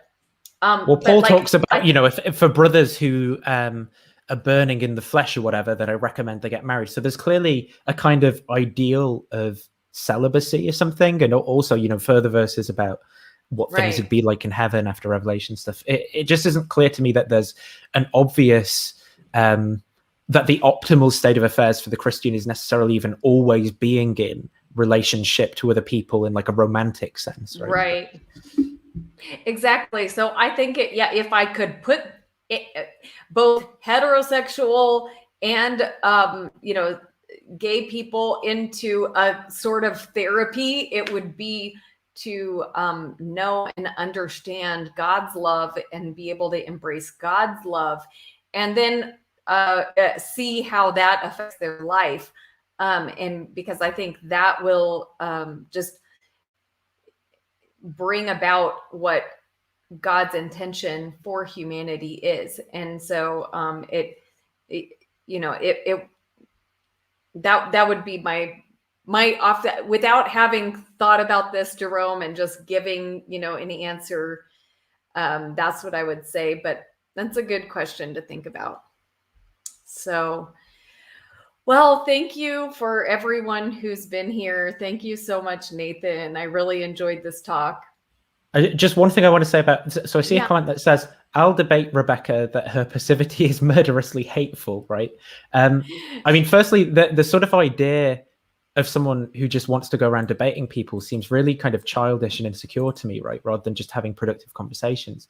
But the second thing I want to say is that if you're literally viewing a pleasant conversation between people who like disagree about some things but are trying to make some progress as murderously hateful, something has gone horribly wrong with the way that you view the world. Like your perception of reality is distorted in an immoral way. And I you know, like, I don't know why that is, but something's up with you, because Rebecca's being really nice, and okay, like she disagrees with me, and she might think it's wrong for me, for example, to not worship Jesus or something like that, and that's fair enough. But is it better for her to sort of throw insults at me, to be horrible to me, to insult me about various attributes and things she finds about my personality, or to have a productive disagreement and offer me, you know, where I'm going to listen to her because she's being respectful, take on board the reasons she's got to say, and maybe consider what she's got to say because she seems to actually care about me, rather than me thinking,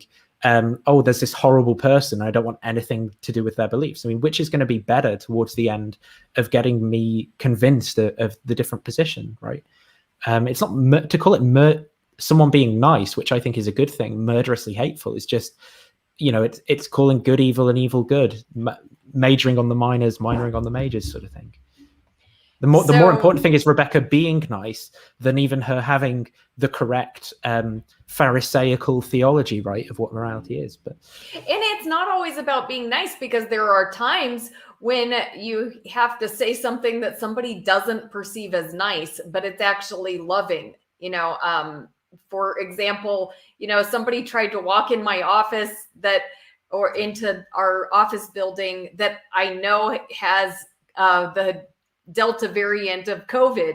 And I said, you cannot be in here. And I said it very strongly. And so he wouldn't have perceived that as nice, but it was the loving thing to do for the people in the office. So there is a difference between, you know, sometimes, you know, being loving isn't always about being nice, but, you know, I agree with Nathan's point. Well, the thing is, if you take Jesus, obviously, if you're reading the Bible as a Christian, right, then there's going to be a different.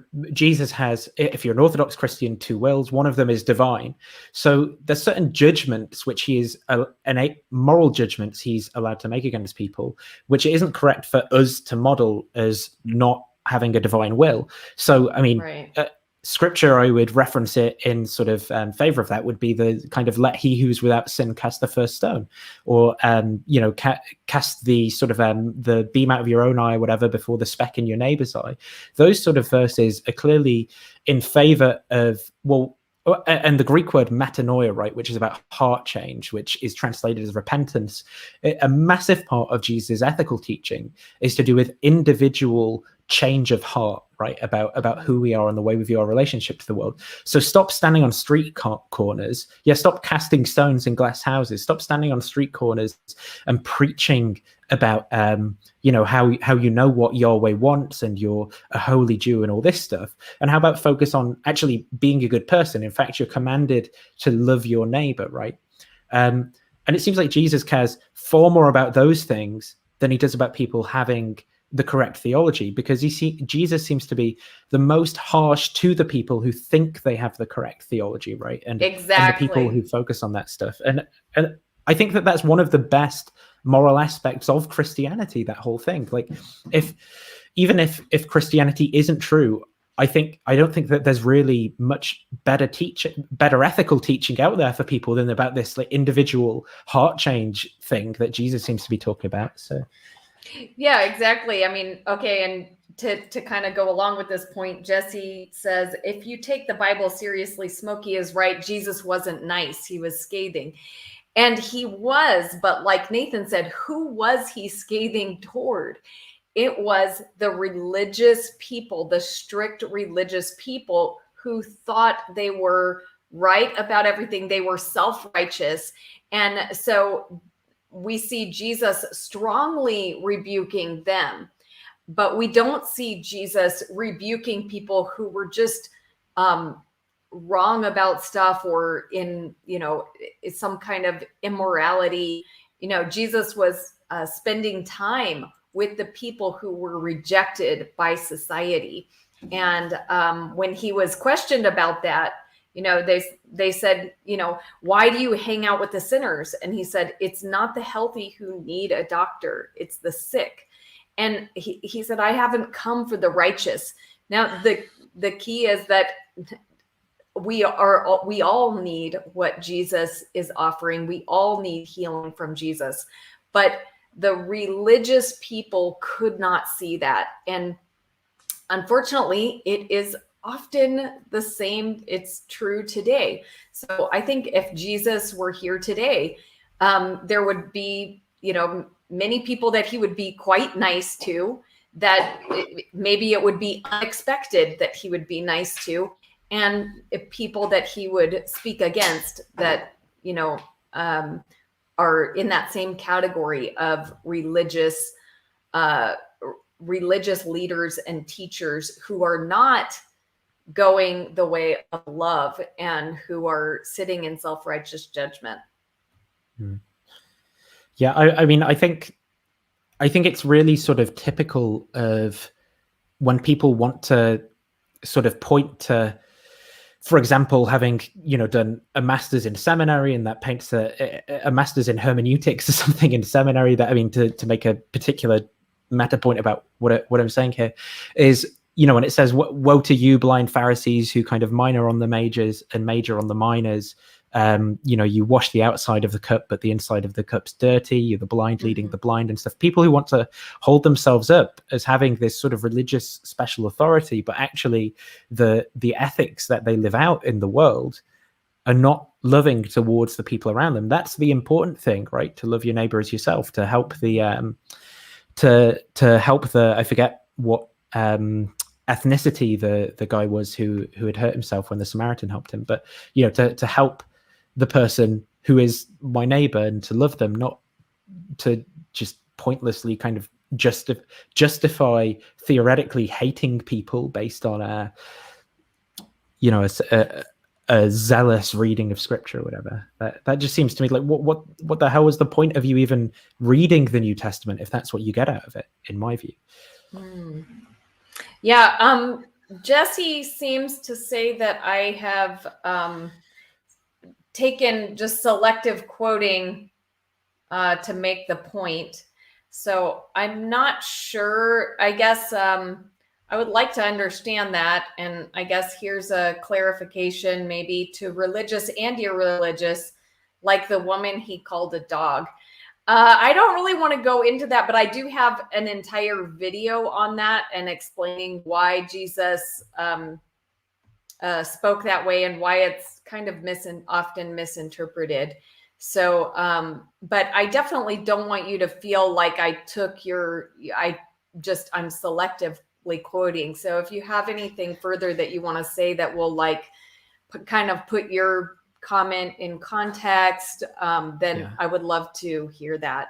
It's sort of impossible to offer any quote from the Bible without reading the entire Bible at once and not say it's not selectively quoting, right? I mean, take, for example, Atangelo saying, Jesus says, either you're for me or against me. And then I'll just go, well, Jesus says, whoever is not against us is for us, right? And then I say, so right. unless you're gonna literally read the whole Bible at once and just go, yeah, see, I didn't selectively, there's always going to be something left out. And this is why I think we build, I mean, there's a famous argument, the Quine's indeterminacy of translation argument, right? And it's a problem because you can basically make any text mean anything, and this is the importance of model building. And I think that Christians and non-Christians should do this alike, right? You build up a worldview, you see how it fits the data, you sort of weigh up the theoretical pros and cons, and there are certain models of that which are going to comport with the biblical data. Jesus's character found in there and everything he's got to say, or the vast majority of things he's got to say. And then also like our best moral philosophy and what our intuitions are going to tell us about what's good and bad. And you can paint that beautiful picture that fits together. And I think that people who do it the other way, where they just take the one view, which is maybe equally open to as a way of interpreting and reading the Bible, right? But then it's horribly at odds with what our moral intuitions tell us about the best way to treat people and stuff. Take those who justified slavery out of the Bible, right? Which can be done, but then it's just horribly at odds with our intuition, with how we should treat people as having intrinsic moral value, which is what the anti-slavery Christians actually argued. And the people who were pro-slavery were arguing, well, look, I'm just saying what the Bible says. We build the whole model up and we see how the whole thing fits together. Yeah. Okay, let's give Jesse the opportunity. Whoops, not that one. Sorry. Jesse, Jesus was rude, Mark 1-8, to religious leaders, disciples, minorities, and crowds. If Jesus is the example of loving your neighbor, then Smokey's rudeness is not only biblical, but Christ-like. Yeah, I mean, if Jesus drowned babies in Noah's flood, right, then me going and just murdering people by drowning them in my bath is Christ-like. I mean, we can build these different models. The problem is that a model like that is clearly just completely at odds with all these other data points that we fit in. I interpret the Bible and see a very different Jesus in there to the one that you're seeing. And the Jesus that I'm seeing as well, if that Jesus were divine, then would have a different kind of authority in certain situations than I would to talk to chastise people in those kind of circumstances, right? Yeah, good point. But we'll finish the thought. The idea is that Jesus was only rude to religious leaders is a selective reading of the 7 word and others. It's far wider. Well, yeah, Jesus chastises, plenty of people, which is consistent with the Christian view that everything that Paul says, everything in the cosmos is in decay and affected by sin, right? And the Christian, further, the view that Paul holds that, and the author of John holds, when Jesus says, when I'm lifted up, I draw all things to myself, and the cosmos is being reconciled to Christ, right? In other places in the Bible, it's like, yeah, there's criticisms for everybody's morality on that Christian worldview, but it seems like I mean, if the important thing you get out of that is to be horrible to people who disagree with you over loving people, like I say, what was the point of you reading the New Testament? Maybe you'd have done better without it. Yeah, I think there's quite enough in the New Testament that really tells us that that's not what God desires for human behavior. So, I mean, tearing people apart with words. I mean, and such. So like apartheid in South Africa, which we can all kind of condemn as racist, right? I mean, that's a paradigm case of people doing this bad theology. So when you're saying Jesus calling the child the dog, this is clearly, Jesus clearly views different ethnic groups, right? Like there's a real ethnic difference between groups, and we should treat them as such. And actually, because of Calvinism's true, God instantiated the racial differences between people. So we should construct a society which actually discriminates and separates black people from white people. Look, we can do bad theology that way, but it's just going to be really harmful and hurt people.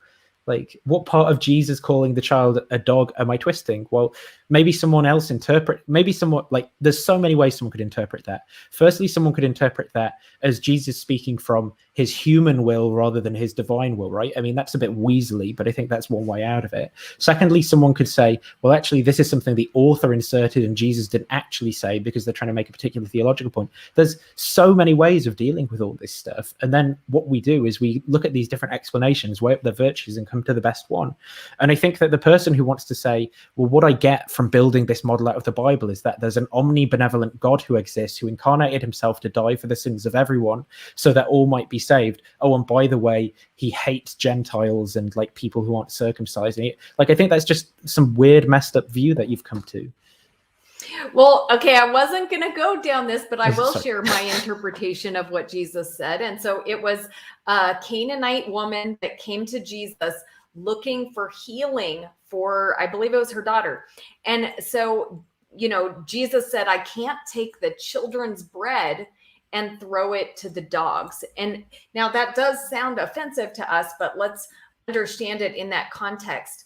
Why is he calling referring to the Jewish people as children? It's because God's children. It's because the Canaanites had their own gods. So this woman, she has her own gods to appeal to, right? And she's now coming as someone who has a different God, but she is coming to ask for what rightly belongs to the people who are worshiping Yahweh, who are in covenant with Yahweh. So it's not about Jesus preferring one group over another. It's about who has made a deal with God, who is in a covenant relationship with God. Now, it's also important to say that anybody of any nation or any people group could put themselves in covenant with God. So if that Canaanite woman had said, I'm in covenant with God, I'm worshiping the God of, I'm worshiping Yahweh instead of my Canaanite gods, then she would also be called a child of God. She would be sitting at the table, not being called, the dog or the, so it's a way of saying like, Jesus can't take what belongs to the children and give it to an outsider. And yes, I mean, it may be offensive to hear someone called as a dog, but it wasn't a dog. She wasn't a dog because she was a particular people group. It was simply because she did not have the same status as the people who were in covenant with God. But we see many times throughout the Bible where God does things for people who come to him who are different people groups, and Jesus actually commends people of other nationalities and things. So there's not this preference that Jesus has for one group of people over another. It's simply who is in a covenant relationship with him. Yeah, I mean, I do find that a weird sort of verse to make sense of, though. Like, I do actually agree that it makes a lot of sense given like Jewish racial prejudices and things. But yeah, it's a weird one to make sense of. But I'm just saying that there are tons of ways that it can be. Like you just say, he's speaking from his human will, right? And you've got to get out. I mean, this would be one of my objections to theology. I know we're not going there, but it would just be that people can just randomly sort of make stuff up, and it's very difficult to decide between, like how do we choose which one of these models when people are sort of doing theology and we're able to just sort of make stuff up that goes beyond the text. But yeah. But you don't accept my interpretation. Let's see what Anzo says. He says, how dare those dogs that haven't even got a chance to read about Jesus and dare ask for food in a moment of hardship? But if you consider what actually happened in that exchange, is that Jesus answered the woman's request and commended her for her faith. Jesus actually, he gave the woman what she wanted, and he said that she had great faith.